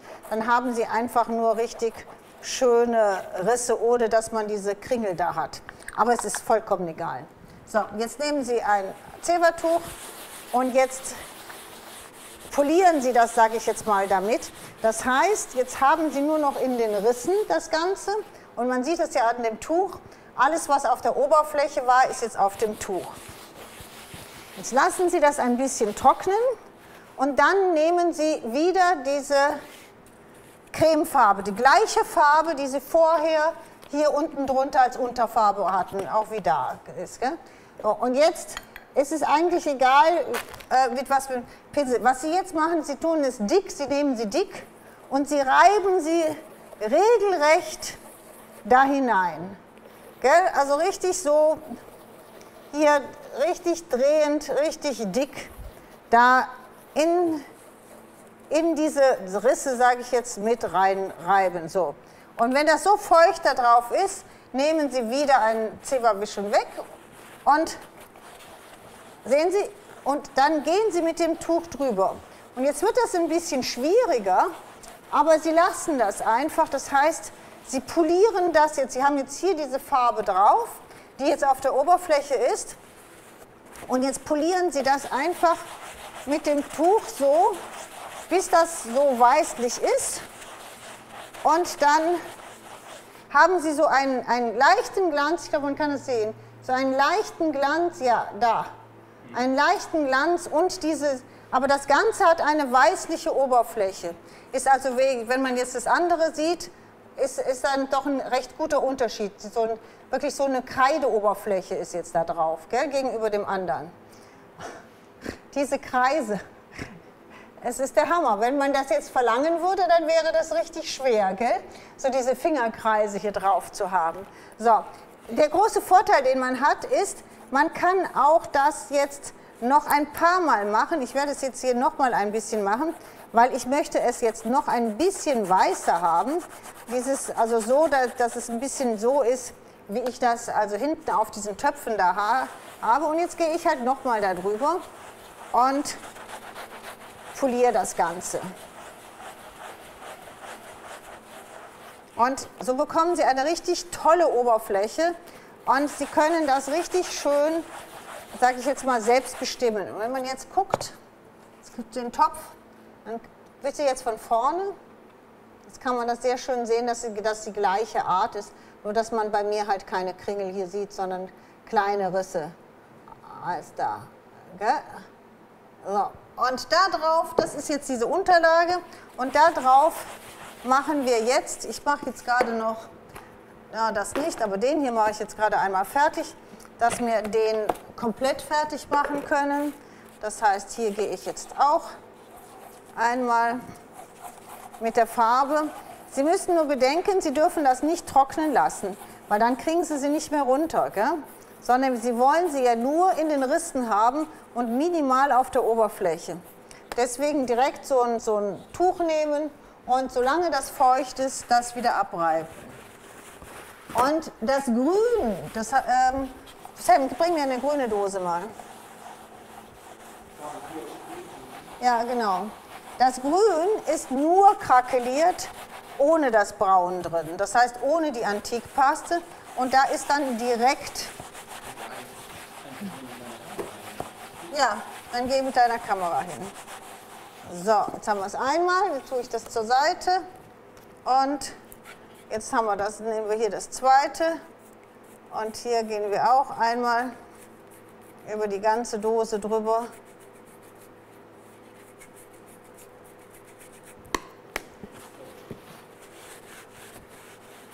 Und da sieht man direkt, es hat einen irren Effekt, weil man nicht ganz genau weiß, was es ist, wenn man das hat. Manchmal denkt man, es sieht ein bisschen aus wie Schlangenhaut. Gell? Es hat einen absolut irren Effekt, wie diese Oberfläche dann aussieht. Eine Frage, ja? Gibt es dazu nochmals ein ausführliches Anleitungsvideo? Ich muss schauen. Ich muss ganz ehrlich sagen, dass ich im Moment ziemlich in Brass bin mit allem, weil wir im Mai auch ganz viele Sendungen haben und dann schon Christmas in July ist. Und ich muss alles noch designen, alles noch vorbereiten. Ich muss mal schauen, wie ich das hinkriege. Also Weiß jemand nicht, wie das mit dem Krakell geht, dann mache ich das jetzt noch rasch einmal. Weil das geht ja in der Zeit hier. Ich kann hier auch einfach eine Oberfläche einmal krakellieren. Wenn man nicht weiß, wie es geht, dann mache ich es gerade mal.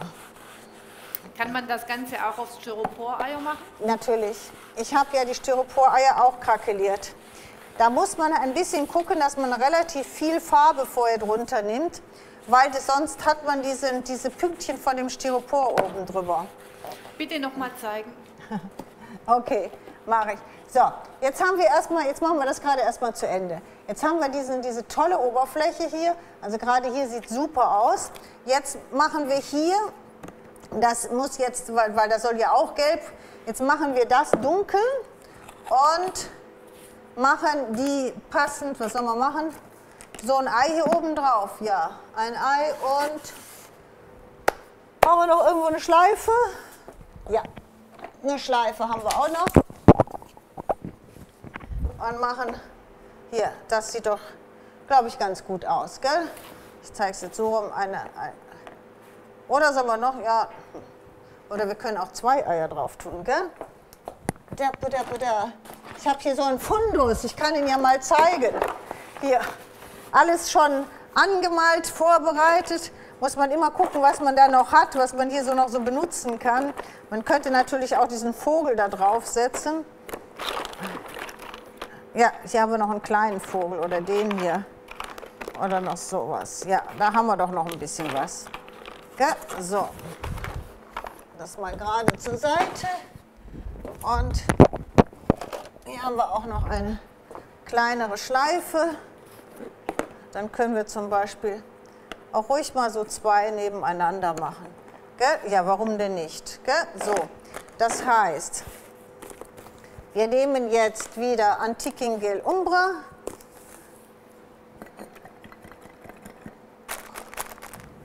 Und wieder unsere Papierrollen.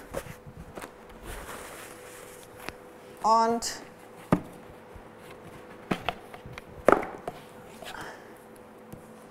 ich bin gerade am Überlegen, mal jetzt gerade das hier an. Das ist jetzt eigentlich, hätte das auch in dieser Farbe hier sein gemusst. Aber es ist auch nicht schlimm, wir machen das jetzt so und reiben das gleich weg. Dann hat das eine ganz leichte andere Schattierung, aber das ist vollkommen egal. Dann hat man richtig schön dieses Dunkle hier drin. Ich hoffe, dass man es sieht, weil ich bin jetzt so konzentriert auf das. Kann man das gut erkennen?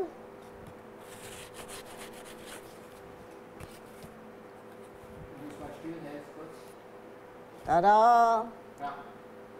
Okay, dann gehe ich jetzt hier weiter und mache das jetzt mal einmal rund.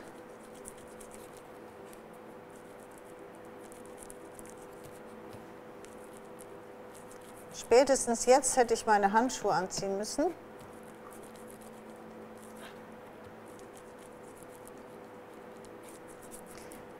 Dieses Antikgel nehme ich nicht mit, weil wir ja schon viel diese Art machen, also nehme ich nicht mit was Nassem weg, sondern immer mit einem trockenen Zewa-Wisch- und Wegtuch, kein nasses. Ich kann jetzt auch nicht genau sagen, warum. Ich habe das halt mehrfach gemacht und die Effekte waren mir, also ich fand sie schöner, wenn man es mit einem trockenen gemacht hat, dass es besser in diesen Vertiefungen hängen geblieben ist. So, jetzt haben wir das hier. Hier oben können wir nachher nochmal wieder den Rand wieder ein bisschen weißer machen, wenn wir wollen. Und jetzt machen wir, hier habe ich das schon auf den beiden Eiern. Jetzt machen wir die beiden Eier noch. Hier ist genau das Gleiche.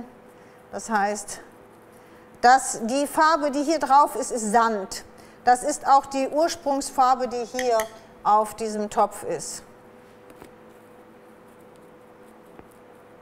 So, einmal drauf und wieder so ein Tuch. Ich versuche dieses Tuch immer hier so die glatte Oberfläche zu haben, damit, wenn ich das hier wegwische, dass das schön in den Vertiefungen von dem Ei bleibt. Das heißt, dass ich wirklich dieses tolle Relief, dass das gut sichtbar ist. Jetzt zeige ich das, wo soll ich es jetzt hinzeigen? Genau, dass es richtig schön in dem Relief drin hängen bleibt. So, so. Jetzt nehmen wir noch die Schleife, machen das auch noch. Also da rate ich jedem, wenn er also diese Sachen so anmalt und mit Lasur arbeitet, immer Handschuhe anzuziehen. Da arbeitet man schneller und hinterher bleiben die Hände wenigstens halbwegs sauber, weil man muss es immer wieder anfassen und man hat dann hinterher die Lasur wirklich überall. So. Kann man die Lasur bitte nochmal zeigen? Ja. Könnt ihr das? Ihr habt die ja, gell? Das ist Wir haben Country Green, das können wir zeigen. Antique Gel Umbra. Umbra rechts. Jetzt kommt's da, genau. So. Die Umbra und die Lasurgel Country Blau. So. Jetzt trockne ich das gerade an. Lasurgel Country Blau. Und parallel muss der Herr Geneiti mir mal gerade Crackle-Lack holen. Ja? 1 und 2, ja. Und, ne, ich habe hier was, wo ich das drauf tun kann.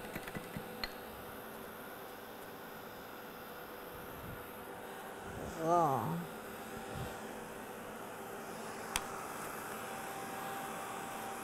Ja. Hier, bevor Sie jetzt die Trockenpinseltechnik machen, ist es ganz wichtig, dass Sie die Sachen auch immer wirklich trocken haben. So. Eine Frage. Ja. Bleibt Hardtee nach dem Trocknen auch etwas flexibel? Minimal. Ich zeige das gleich, weil ich habe da noch etwas anderes. Solange gleich dieser Lack trocknet, dass man die zweite Schicht, zeige ich Ihnen, was ich eben meinte, was man da so machen. Trockenpinseltechnik bedeutet wirklich, dass der Pinsel so gut wie trocken ist. Ich werde das jetzt hier, weil gerade, hier ist ja noch ein bisschen was dran an diesem Pinsel. Das ist wunderbar und jetzt kann ich hier da drüber gehen. Wer nimmt das jetzt? Wer nimmt es? Du nimmst es? Ja, genau. Das heißt, jetzt gehe ich halt, ich habe das hier, jetzt gehe ich halt mit diesem fast trockenen Pinsel da drüber und hole mir jetzt, sage ich jetzt mal, diese Struktur oder dieses Motiv so ein bisschen shabby halt nach vorne raus. Und dafür muss ich den Pinsel halt erstmal in Farbe tauchen und dann am besten immer sehr schön wieder abtrocknen auf einem Stück Papier, sodass ich das jetzt hier rundherum so richtig schön habe. Frage, ja. Kann ich die Lasur von Pent Art Walnuss auch nehmen? Ja, aber die ist nicht so dunkel, die ist durchsichtiger wie das hier. Ja, das hat nicht diesen ganz so dunklen Effekt. Grundsätzlich können Sie alle Lasuren nehmen, aber es sind halt immer leicht unterschiedliche Effekte. Lasur oder Lasurgel? Das hier ist jetzt Lasurgel, was ich genommen habe. Das ist ziemlich dunkel und bleibt sehr schön in diesen Vertiefungen hängen. Und diese die Lasur Walnuss, die ist etwas transparenter, sagen wir es mal so. So, jetzt zeige ich das nochmal von vorne. Jetzt haben wir das schön rausgeholt, sage ich jetzt mit der Trockenpinseltechnik. Jetzt kann man das gleich hier hin tun und jetzt machen wir genau das gleiche hier mit dem kleinen Ei. Da ist hier gar nicht so viel, aber dann wird man sehen, dann kann man also... Da gehe ich dann auch immer relativ leicht drüber. Also ich drücke diesen Pinsel nicht, sondern ich tue das halt immer hinlegen und dann gehe ich mit dem Pinsel, ich zeige es gleich wieder von oben. So, jetzt kann man es nochmal sehen. Hole ich jetzt alles richtig schön raus, indem ich da einfach mit dem Pinsel drüber gehe. So, so. Und das Gleiche machen wir jetzt auch mit den Schleifen. So gehen wir auch. So, einmal hier und dann noch die hier. So, okay. Und jetzt kleben wir das Ganze auf. Jetzt kann ich es wieder zeigen. Hier, genau. Das heißt, ich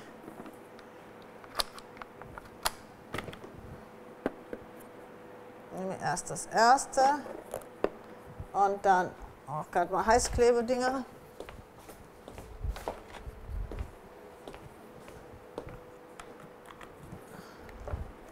Eine Frage. Ja. Sind das MDF-Eier? Diese Eier hier, nein, das sind unsere Mold-Eier. Das sind die Eier aus unserer Silikon-Mold, aus dieser Form hier. Und ich zeige das auch gleich, was man da noch mehr mitmachen kann. Kommt jetzt gleich, gell? So, das sind diese Formen. So. Jetzt, damit das hier sich nicht so absteht, sondern darunter geht, föhne ich das an. Das mache ich auch, das ist jetzt Dart, das würde ich auch machen, wenn es unser weißes Resin ist. Das können Sie auch, wenn Sie das warm genug anföhnen, dann funktioniert das auch, dass das flexibel wird, damit man das ein bisschen an dieses Ei angleichen kann. So, hier auch noch.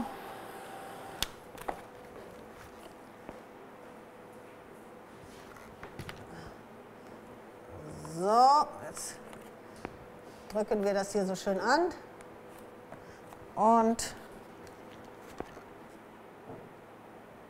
das auch noch, dann haben wir die zwei hier sehr schön hier dran gemacht. So, und schon hätten wir jetzt, sage ich jetzt mal, diese Dose fertig.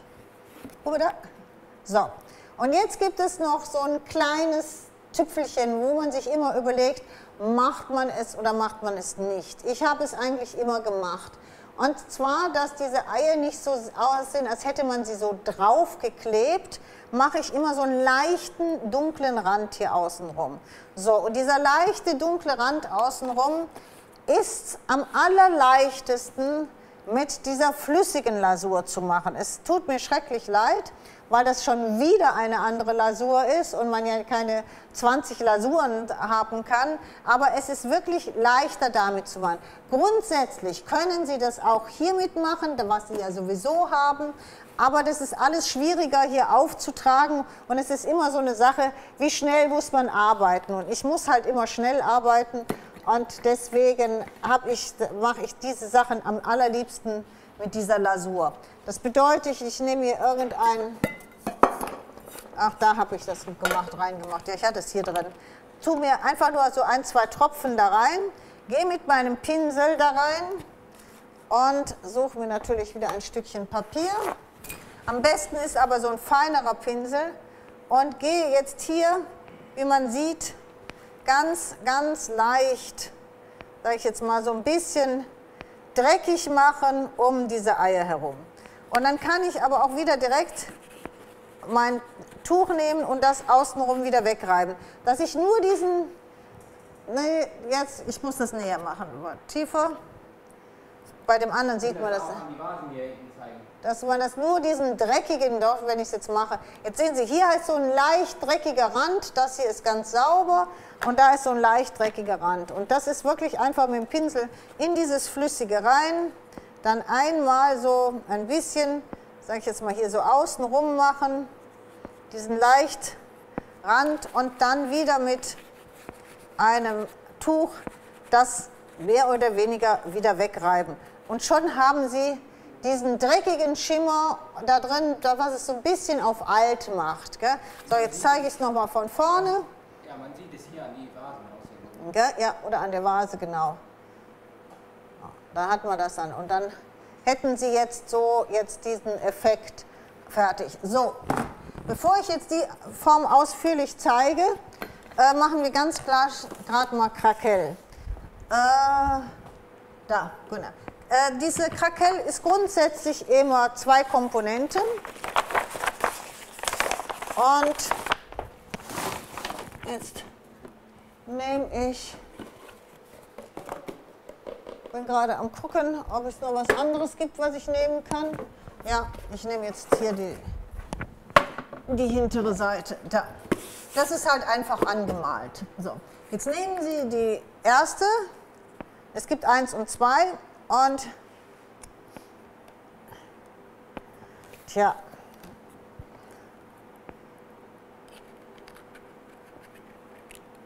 Diese tollen Verschlüsse. Und die erste Schicht ist extrem dickflüssig. Das ist aber richtig. Bitte nicht dünner machen, also nicht mit Wasser verdünnen. Die muss so dickflüssig sein. So. Und die tragen Sie jetzt ganz einfach auf. Auch wenn das jetzt ein bisschen schwerer geht, die tragen Sie so, wie sie ist, tragen Sie die auf. Und es ist egal, ob Sie die jetzt saubere, sage ich jetzt mal, saubere Linien machen, ob Sie kreuz und quer die verreiben, sondern einfach nur relativ, sage ich jetzt mal, gleich dick auf Ihre Oberfläche aufbringen. So. Jetzt habe ich es, jetzt, man sieht ja, dass, weil die weißlich ist, kann man das gleich sehr gut sehen, so, dass die jetzt gleichmäßig aufgebracht ist. So, und das tun Sie bitte nicht beschleunigen, sondern die lassen Sie ganz normal trocknen. Das machen wir jetzt auch. In der Zwischenzeit zeige ich Ihnen mit der Mold weiter. Die tun wir jetzt gerade. Jetzt hier sieht man, dass es eine richtig schön dicke Schicht ist und der Sam stellt die jetzt mit Abstand vor das Heißluftgebläse. So, und den kann man nochmal dahin tun. So, und jetzt gehen wir mal an diese Form und dann schauen wir mal, ob wir hier noch ein halbwegs flüssiges Harti haben. Meine alten Teile, ja, haben wir. Was man jetzt eigentlich bräuchte, wäre ein Non-Sticky Craft Sheet, also ein wie so ein Backpapier. Aber sowas Ähnliches habe ich jetzt hier. So. Und zwar, jetzt kommen wir zu dieser, sage ich jetzt mal, wie weit sind die Formen, wenn es mit Harti getrocknet ist, noch biegsam. Also, wenn man jetzt hier sieht, haben wir ja hier ganz verschiedene, sage ich jetzt mal, Möglichkeiten an wunderbaren Motiven. Das heißt, wenn ich jetzt hier Harti nehme, und ich muss das ja auch nicht richtig machen, sondern ich gebe hier immer so ein bisschen Harti rein, hole das Harti wieder raus, dann habe ich jetzt hier mein tolles Motiv, gell? So mein tolles Ornament. Aber noch tiefer machen. Ja, genau, so mein tolles Ornament. So, und jetzt kann ich zum Beispiel sagen, ich möchte eine tolle Herzform haben. Und jetzt habe ich hier sage ich jetzt meine Ausstechform. Jetzt steche ich das aus, nehme das Ganze, was hier ist, außenrum weg, kann das ja wieder wunderbar neu kneten, nehme das runter und das ist jetzt hole das raus wie so ein Links und habe jetzt mit einem ganz tollen Ornament, hier sieht man das, eine richtige schöne Herzform. Und das ist das, was ich gemacht habe auf dem Blumentopf. Vielleicht kann das Sam da nochmal drauf gehen. Genau. Genau. Das war jetzt nicht die gleiche Form, aber das war halt eine ähnliche Form, ein typisches Butterherzchenplätzchen. Ja. Und wenn das jetzt nass ist, können Sie das natürlich überall schon direkt draufkleben. Ich mache es aber immer so, dass ich das erstmal zur Seite lege und trocknen lasse. Jetzt kann man nicht nur das machen, dass man Herzen ein bisschen alle Größen, sage ich jetzt mal, ich habe jetzt hier ein paar fertig, die sind alle getrocknet, also ich kann hier wirklich, ich kann sie dünn machen, ich kann sie dick machen, hier, ich habe kleine Herzen hier in der Hand, ich kann sie ganz klein, kann die verschiedenen, sage ich jetzt mal, verschiedenen Ornamente der Eier kann ich aufnehmen. So, jetzt ist das Harti.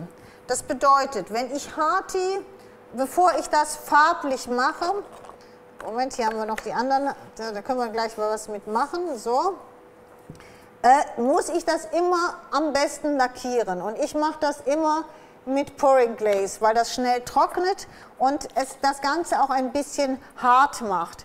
Wir hatten früher den Hartlack. Ich bin gar nicht mehr sicher, ob wir den noch haben. Sam, weißt du das zufällig? Haben wir den noch? Aber der hatte die gleiche Wirkung. Da wurde das Ganze schön hart und versiegelt. Das heißt, ich nehme jetzt Pouring Glaze, gebe eine Schicht Pouring Glaze hier drauf, lasse diese Schicht trocknen und dann kann ich das Harti anschließend genauso bearbeiten wie Resin. Also auch richtig reiben und Gold und andere Farben drauf machen. Aber damit das getrocknete Hardtee nicht, wie soll ich sagen, sich wieder mit Wasser auflöst, deswegen mache ich den Lack hier drauf. Wenn Sie jetzt da ein bisschen Farbe sehen, dann ist das lediglich, weil mein Pinsel nicht sauber ist. Der ist noch nicht trocken, ich sehe, das ist weißlich noch. So, so das ist jetzt die eine. Bevor ich aber weitermache, gibt es natürlich noch andere Formen, wie zum Beispiel, wo habe ich das, so eine Art, ja, so eine Art Blattform. Okay? Diese gibt es auch als Kuchenback- oder Plätzchenbackform. Und da ist mir die Idee gekommen, wenn man jetzt zum Beispiel eine Acrylkugel, die müsste man jetzt natürlich vorher malen, okay? Dann könnte man diese Formen, diese Blattform so da oben drauf machen. Ich werde das jetzt hier am Boden machen, damit Sie sehen, was ich meine. Das heißt, ich kann die jetzt, das ist jetzt eine Form, die ich genommen habe, und die sind nämlich jetzt trocken, kann die jetzt so, könnte ich die oben auf den Deckel aufbringen. Und ich habe die auch noch in klein gemacht, mit dem kleineren Ei, damit ich ein anderes Motiv habe, etc. Und dann könnte man das Ganze, kann man dann zum Beispiel verbinden auch mit dem... Eine Frage, ja, ist der Hartlack der 3D-Lack? Nein, da steht Hartlack drauf. Da steht auch Hartlack drauf. Aber jetzt zum Beispiel könnte man das Ganze verbinden, indem man jetzt zum Beispiel mit den, jetzt bitte von oben, genau, mit den Teilen, jetzt gehe ich wieder mal nach hier, mit den Teilen aus der anderen Mold, dass man da das dran setzt, oder dass man jetzt hier zum Beispiel die kleineren noch hier dran setzt und das Ganze dann an der Kugel, sage ich jetzt mal, verlängert. Da kann man arbeiten, wie man will. Und man hat immer dieses tolle Ornament drauf. So, jetzt werde ich die oberen hier jetzt auch mal alle lackieren. Und dann werde ich Ihnen zeigen, denn dann ist das immer noch flexibel genug. Wo ist es? Flexibel genug, so sieht man das, dass obwohl es getrocknet ist, dass ich das jetzt immer noch um eine Rundung aufkleben kann. Das war die Frage von der Dame eben. Sie sehen hier super toll dieses Ornament, was natürlich gleich, wenn ich die Farbe drauf habe, immer noch so toll aussieht. Und trotzdem kann ich das Ganze wunderbar biegen, wenn ich es lackiert habe. So, jetzt lackiere ich das Ganze. Das tun wir gleich mal weg. Ist schon so spät. Ich bin schon am Hetzen. So. Weil ich, ja gut, weil ich wollte das jetzt gerade noch einmal, können wir das nämlich aufkleben, vorher farbig machen, dann könnte man das nämlich zeigen, wie toll das aussieht. Weil ich habe es nicht mehr geschafft, da ein Beispiel zu machen. Ich will unbedingt noch ein Beispiel machen mit diesen Sachen und dann mit der Metallkette immer außenrum gesetzt. Dann sieht das bestimmt sensationell aus, wenn man das auf eine Kugel macht. Und wenn man eine Acrylkugel macht, kann man die jetzt von innen entweder mit Reispapier machen oder man malt sie an, ist ja vollkommen egal. Das ist natürlich dann auch was Tolles jetzt mal wieder zurück oder noch wieder im Vorhinein gedacht, nicht nur für Eier, sondern für alle Kugeln, die man hinhängt, genauso auch für, wenn man so Styropor-Weihnachtskugeln später bastelt. Da kann man immer oben so ein tolles Ornament machen. So, jetzt trockne ich das rasch mal ganz kurz, dann machen wir hier die zweite Schicht drauf. Jetzt kann man das sehr schön sehen. Jetzt haben wir einen ganz tollen Glanz hier drauf, gell? Einen ganz tollen, ebenmäßigen Glanz. Das war jetzt diese erste Schicht. Eine Frage, ja. Kann man jede Farbe verwenden unter das Krakeliermedium? Ja, das ist egal, jede Farbe. So. Irgendwie habe ich kein Stückchen, doch da. Sauberes Wasser. So. Und jetzt für den klaren Lack brauche ich sauberes Wasser 2. Und jetzt kommt das, was ich eben angedeutet habe. Ich ziehe mir ein paar Handschuhe an. So, jetzt kann man, das ist die zweite Schicht, die trage ich jetzt auch auf. Und man kann die jetzt so, wie ich das mache, so dick auftragen, dann werden aber meistens die Risse so, wie diese Pinselstriche sind. Und man kann ja eigentlich irgendwann einfach nur so pinseln oder rund pinseln. Was ich immer mache, ich gehe dann hin, ich bin aus dem Bildschirm raus, so. Ich gehe dann hin und gehe mit meinem ganzen Hand und verreibe das Ganze hier so ein bisschen. So, man kann das auch nochmal so machen, also schön verreiben. Das war's, mehr mache ich nicht. Und jetzt fängt das an zu arbeiten. Tue ich das wieder weg. Eine Frage. Und das muss man arbeiten lassen. Bitte nicht, Entschuldigung, bitte nicht mit dem Föhn beschleunigen, weil dann reißt es nicht. Das muss jetzt ein bisschen reingehen, ein bisschen arbeiten und dann hat man alles voller Risse gleich. So, wo tue ich das jetzt wieder hin, bis wir da soweit sind? Einmal hier an die Seite. So, Sabine. Was ist nochmal Pouring Glaze? Pouring Glaze ist ein Lack. Das ist dieser Lack hier.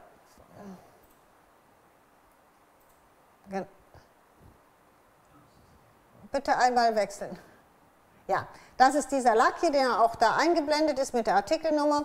Das ist ein hochglänzender Lack, der auch gleichzeitig eine fantastische Versiegelung ist. Das bedeutet, Sie können damit alles versiegeln und ich versiegel ja hier das Harti auch damit das obendrauf, damit man schön Farbe drauf tun kann. So, hier ist das auch schon fast trocken.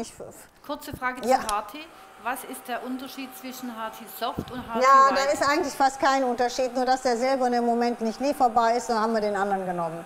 Aber man kann mit den anderen genauso arbeiten. Da ist kaum ein Unterschied.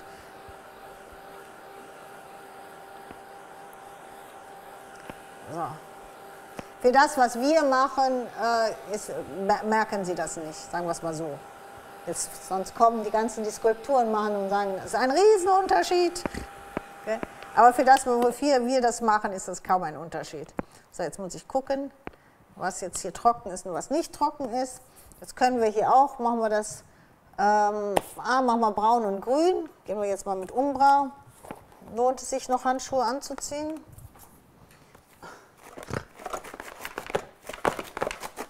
Ich glaube schon. Ja.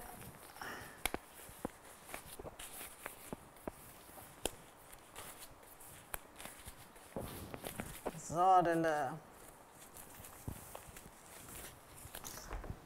und einfach nur, dass man das, so, das reißt schon. Ja, fängt schon an zu reißen. Der Triple Trick Lack hat doch die gleiche Konsistenz wie Pouring Glaze, oder? Welcher? Der Triple Trick. Triple Thick, ja. Also der Triple Thick war immer ein richtig schön dicker, hochglänzender Lack, ja. Den habe ich immer geliebt von Deco Art, gell? Aber gleich wie Pouring Glaze. Ja, kann man vergleichen. Ja, genau. Der war noch ein bisschen dicker, ja. So. Nur etwas schwieriger ranzukommen, weil es aus USA kommt. Ja, jetzt. So. Eine Frage, geht Pouring Glaze auch auf Kartenpapier? Um Kartenpapier, das wird sich wellen. Um Kartenpapier zu lackieren, das würde sich auf jeden Fall wellen. Das sich auf jeden Fall, wenn es nicht beschichtet ist und reinzieht. Ne? Das würde sich wellen, ja.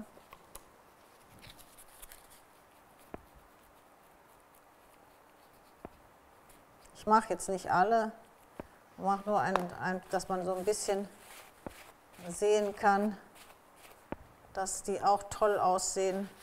Und auch das andere. Was ist denn mit dem? Oh, das ist das Nasse. Das frisch gemachte.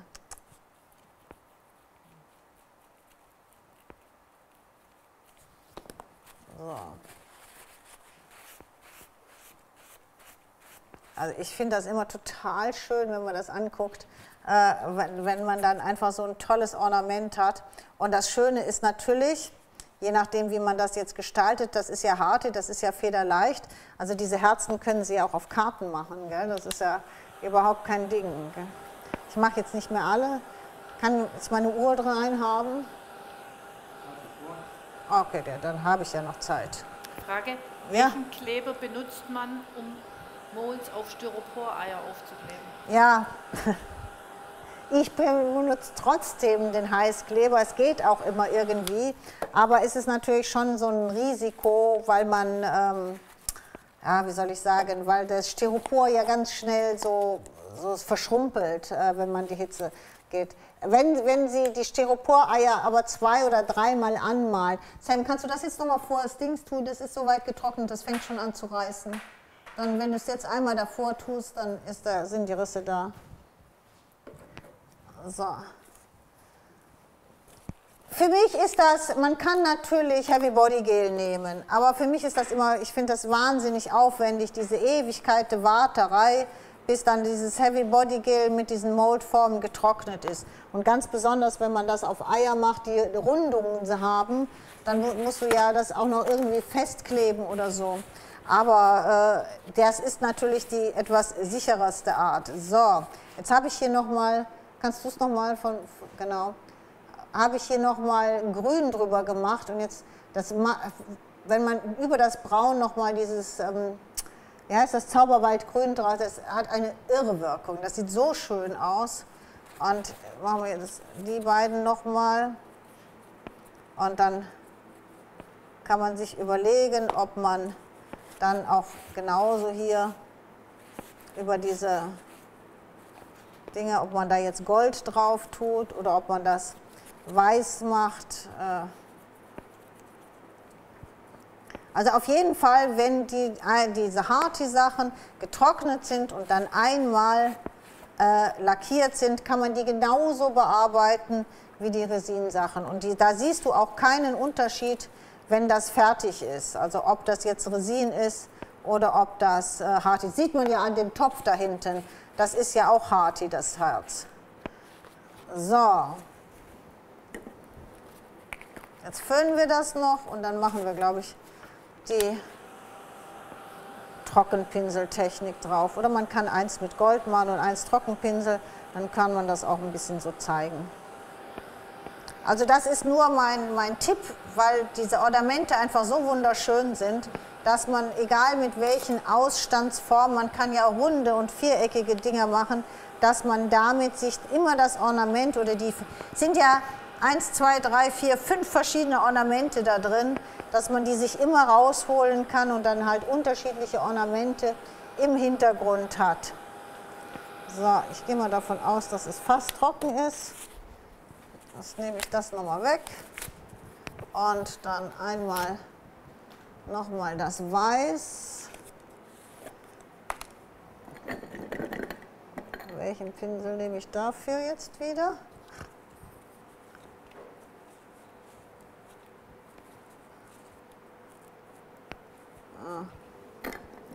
Der ist nicht gut, der ist nicht gut. So, wir werden schon einen finden. Und dann machen wir dann auch in Gold.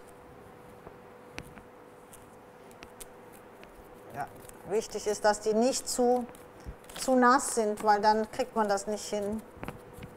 Wenn die jetzt gerade im Wasser waren. So, ich muss das wieder richtig schön trocken machen. Lieber zu trocken und dann nochmal drüber, sage ich jetzt mal, als wenn das zu nass ist. Ja.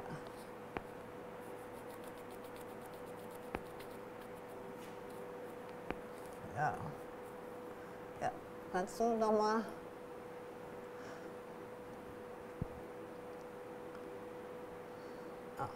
Das ist Harty und da sieht man überhaupt keinen Unterschied, sage ich jetzt zu dem Ei, was jetzt hier, das ist nur jetzt eine andere Farbgebung. Also überhaupt kein Unterschied, ob das jetzt Resin oder Harty ist.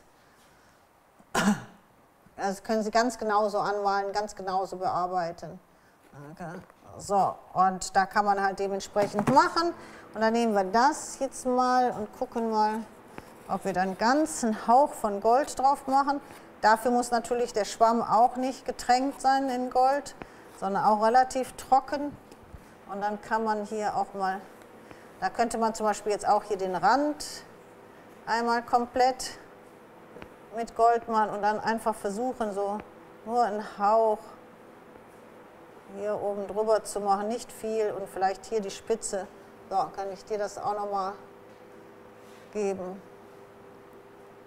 Ja, ne, dass man da so einen Hauch Gold, da sieht man wirklich überhaupt keinen Unterschied. Und dementsprechend kann man da wirklich ganz toll, wenn man die Sachen aneinandersetzt, ganz, ganz tolle Sachen machen. Das sind alles nur diese Eier, dass man sich einfach diese Ornamente nimmt, ich habe jetzt hier an den Seiten nochmal Gold, dass man sich einfach diese Ornamente nimmt und dann dementsprechend was damit macht, ob man jetzt ein Herz macht, ob man jetzt diese Form benutzt einfach oder man kann Kreise machen, also da kann man machen ohne Ende. Ist es jetzt da? Ist es krakeliert? Es ist krakeliert, ohne Ende krakeliert. So, jetzt, Sie sehen nichts, gehe ich mal von aus, dass das da irgendwie krakeliert ist. Doch, du kannst, da, jetzt sieht man es wunderbar, gell? Dass es jede Menge so krakeliert ist. Und jetzt zeige ich Ihnen hier, aber jetzt nicht mit wie hier die Antikpaste, sondern hier zeige ich das, wie ich das jetzt mit dem Grün gemacht habe. Und zwar, dass ich hier diese weiße Farbe direkt da reingerieben habe. Also das, was jetzt auf dem grünen Buch hier vorne zu sehen ist, oder vielleicht geht das Sam da hinten nochmal drauf, dass man einfach, dann haben Sie beide Techniken und jeder weiß, wie das auch jetzt geht mit dem. Das heißt, wieder die feuchte Farbe nehmen, die richtig hier, ich reibe die richtig hier rein. Gell?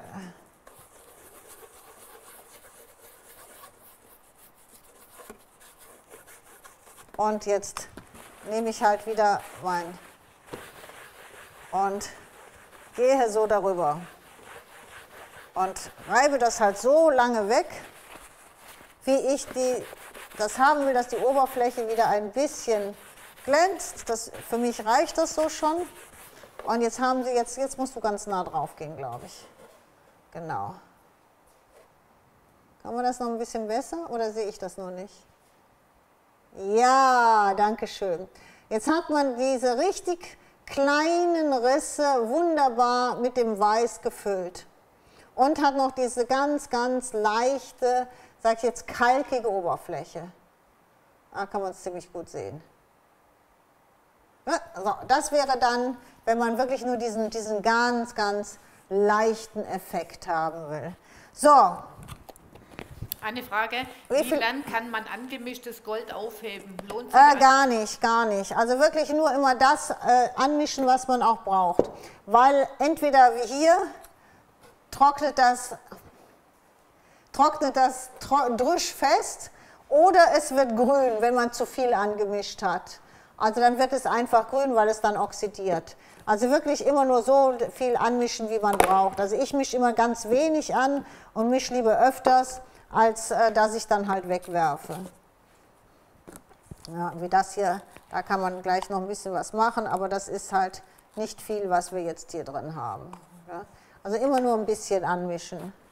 Das ist das Wichtigste. Das können wir jetzt zum Beispiel hier noch gerade, weil so werden die, was Sie später sehen werden, so werden die Kisten werden wir gestalten. Das ist von der Farbe jetzt, von dem Farbenset ist das jetzt das Rosarot. Dann werde ich den mittleren Streifen, werde ich Gold machen. Jetzt haben wir den Gold. Da muss ich jetzt aber nochmal hier reingehen, weil das ist ein bisschen nicht so gut jetzt hier. Ja, einmal ein bisschen dicker. Oh, das sähe natürlich auch gut aus, aber ich reibe wieder. So. Und dann werde ich diese zwei Streifen, werde ich dann mit dem, da habe ich es auch offen, mit dem Perlmutt machen. Und dann nehme ich alle weg. Und dann habe ich nämlich eine ganz tolle Verbindung zwischen dem Perlmutt. Rosa, wo ist jetzt die Kamera oben? Ja, dann gehe ich mal nach da. Genau, zwischen dem Perlmutt und dem Matten. Und da machen wir 2 Schichten. Normal immer natürlich dazwischen trocknen lassen, aber das müsste jetzt reichen. Ich trockne es gerade fest und dann nehmen wir ab.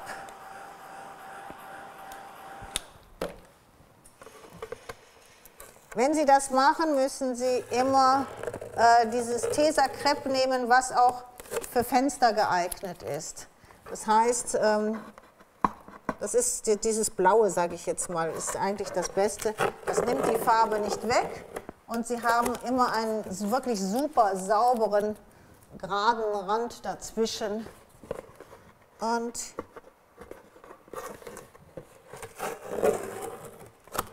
da ist dann so. Ist relativ einfach und man hat aber eine unheimlich schöne Wirkung. Aber es ist ein relativ einfaches System, was man machen kann. Ja? Und hat eine schöne Wirkung. So.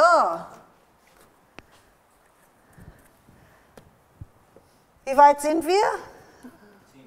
10 vor, okay. Okay, dann gucken wir mal. Kannst du mir ein bisschen Wasser besorgen, Sam? Ganz wenig Wasser. Geht das? Ah ja, genau, wenn du ein bisschen Wasser hier hast. Ja. Können wir das mit Lemon einen ganz kleinen Stück? Nein, kein Lemon, ich brauche Wasser. Ich brauche Wasser. Ich habe Schnaps. Aber Schnaps. Ein bisschen Wasser. Ich brauche nicht viel. Ein bisschen Wasser. So, merci. Ich gebe es dir wieder. So. Und jetzt wollen wir doch mal gucken, was hier drauf passt. Tada! Was wurde heute gefragt? Das sind unsere neuen Wassertransfers mit Gold. Wie macht man das? Aber das kommt auch alles, das ist jetzt nur ein kleiner Schmankerl, das kommt alles am 29. ausführlich. Ich nehme ein Tuch, was ein bisschen nass ist. Ich tupfe die Oberfläche, dass die also ein bisschen nass ist, also feucht, sagen wir mal, nicht nass, sondern feucht.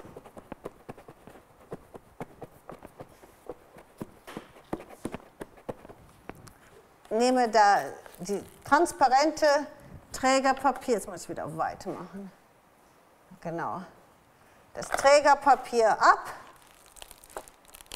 von dem Motiv, setze das Motiv, das ist auf der Rückseite sehr schön bedruckt, sodass man genau sieht, wo man das hinsetzt, setze das Motiv drauf und jetzt gehe ich wieder mit meinem feuchten Tuch und befeuchte die Rückseite komplett.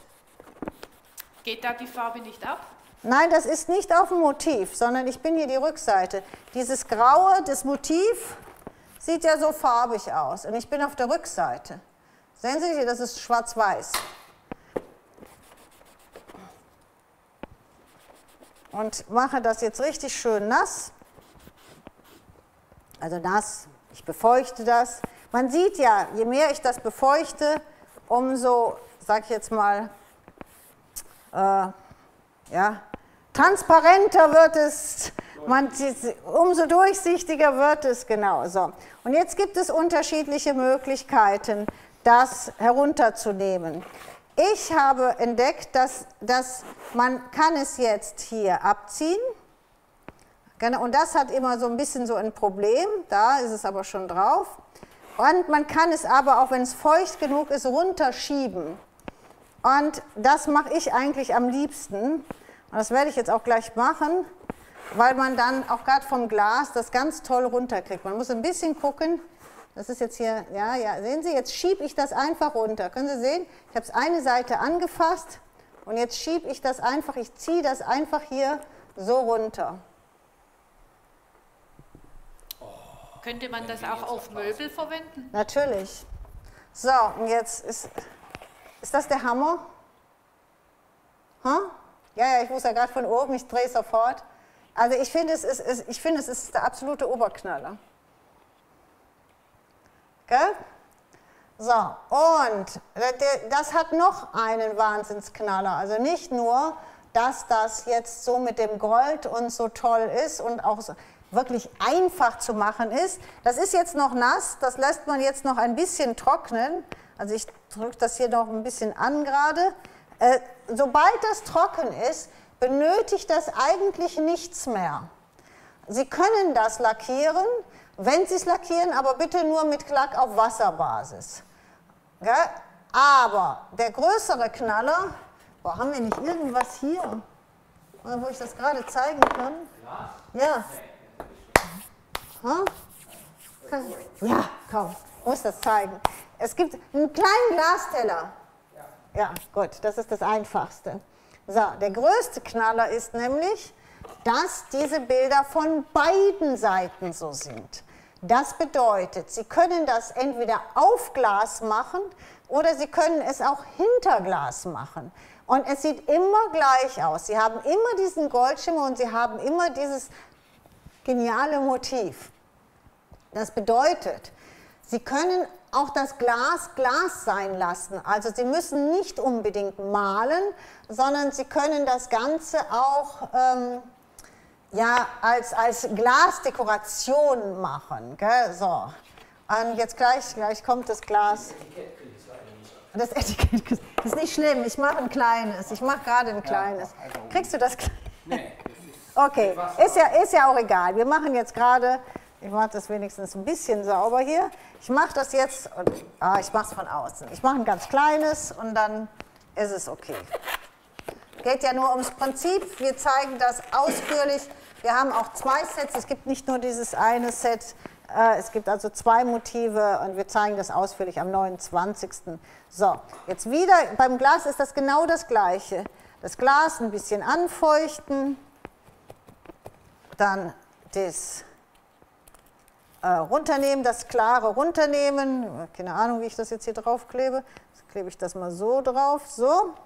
Und jetzt auch hier wieder, auch egal, ob es jetzt diese Rundung ist, gell? Hier so anfeuchten, schön rundherum anfeuchten. Und jetzt schiebe ich das gleich genauso weg wie von dem anderen auch. So, und ich setze ihn mal einmal an. Ja. Da unten ist es noch nicht trocken genug, nicht nass genug. Es muss so wegzuschieben sein. Ein paar Minuten einwirken. Ja, das geht schon, das geht. Ich habe es ja schon zu Hause gemacht, das geht.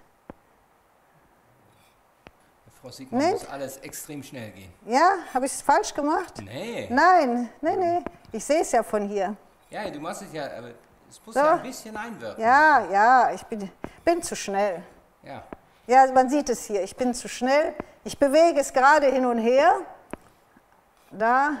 Ist das dann auf Glas abwaschbar? Oder ja, und das ist der Witz daran. Moment, ich zeige es gerade. Das ist der Witz daran. Hier ist es ja schon ein bisschen, ich gebe ihm gerade noch eine kleine Chance, weil ich natürlich wieder zu schnell bin. Ja, ich weiß es. Ja, ich bin zu schnell. Soll ich es abziehen, statt es runterzunehmen? Ja, ich ziehe es halt gerade mal ab. Wenn ich zu schnell bin, ziehe ich es ab. Ja, jetzt habe ich es falsch gemacht. Das passiert mir natürlich nur, wenn Sie das abziehen. Egal. Ich zeige es Ihnen dann nochmal auswählen. Aber worum es jetzt geht. Nein, irgendwas Weißes. Da. Sehen Sie, was ich meine? Ich habe das jetzt von hinten aufgebracht. Ich habe das jetzt hier und ich habe es hier. Gell? Auch wenn es jetzt total verschoben und schlecht gemacht ist, weil ich es nicht anständig gemacht habe. Gell? Aber das finde ich das absolut Geniale daran. Und die sind ganz hauchdünn und ganz transparent. Jetzt habe ich es natürlich ein bisschen kaputt gemacht, wobei ich es noch nicht mal schlimm finde. Es ist eigentlich immer noch schön, wenn man das jetzt anguckt. Aber was wir gemacht haben, wir haben es also außen auf Glas gemacht und dann also auch so getestet, so wie ich das jetzt auch getestet habe das trocknen lassen. Und er meinte, deshalb ist überhaupt kein Problem, kannst du wieder abwaschen. Von wegen. Das heißt, da müssen Sie richtig kratzen, wenn das getrocknet ist, da müssen Sie richtig was machen, um das wieder runterzukriegen. Das bedeutet, wenn Sie es auch von außen drauf haben, können Sie das auf jeden Fall feucht abwischen.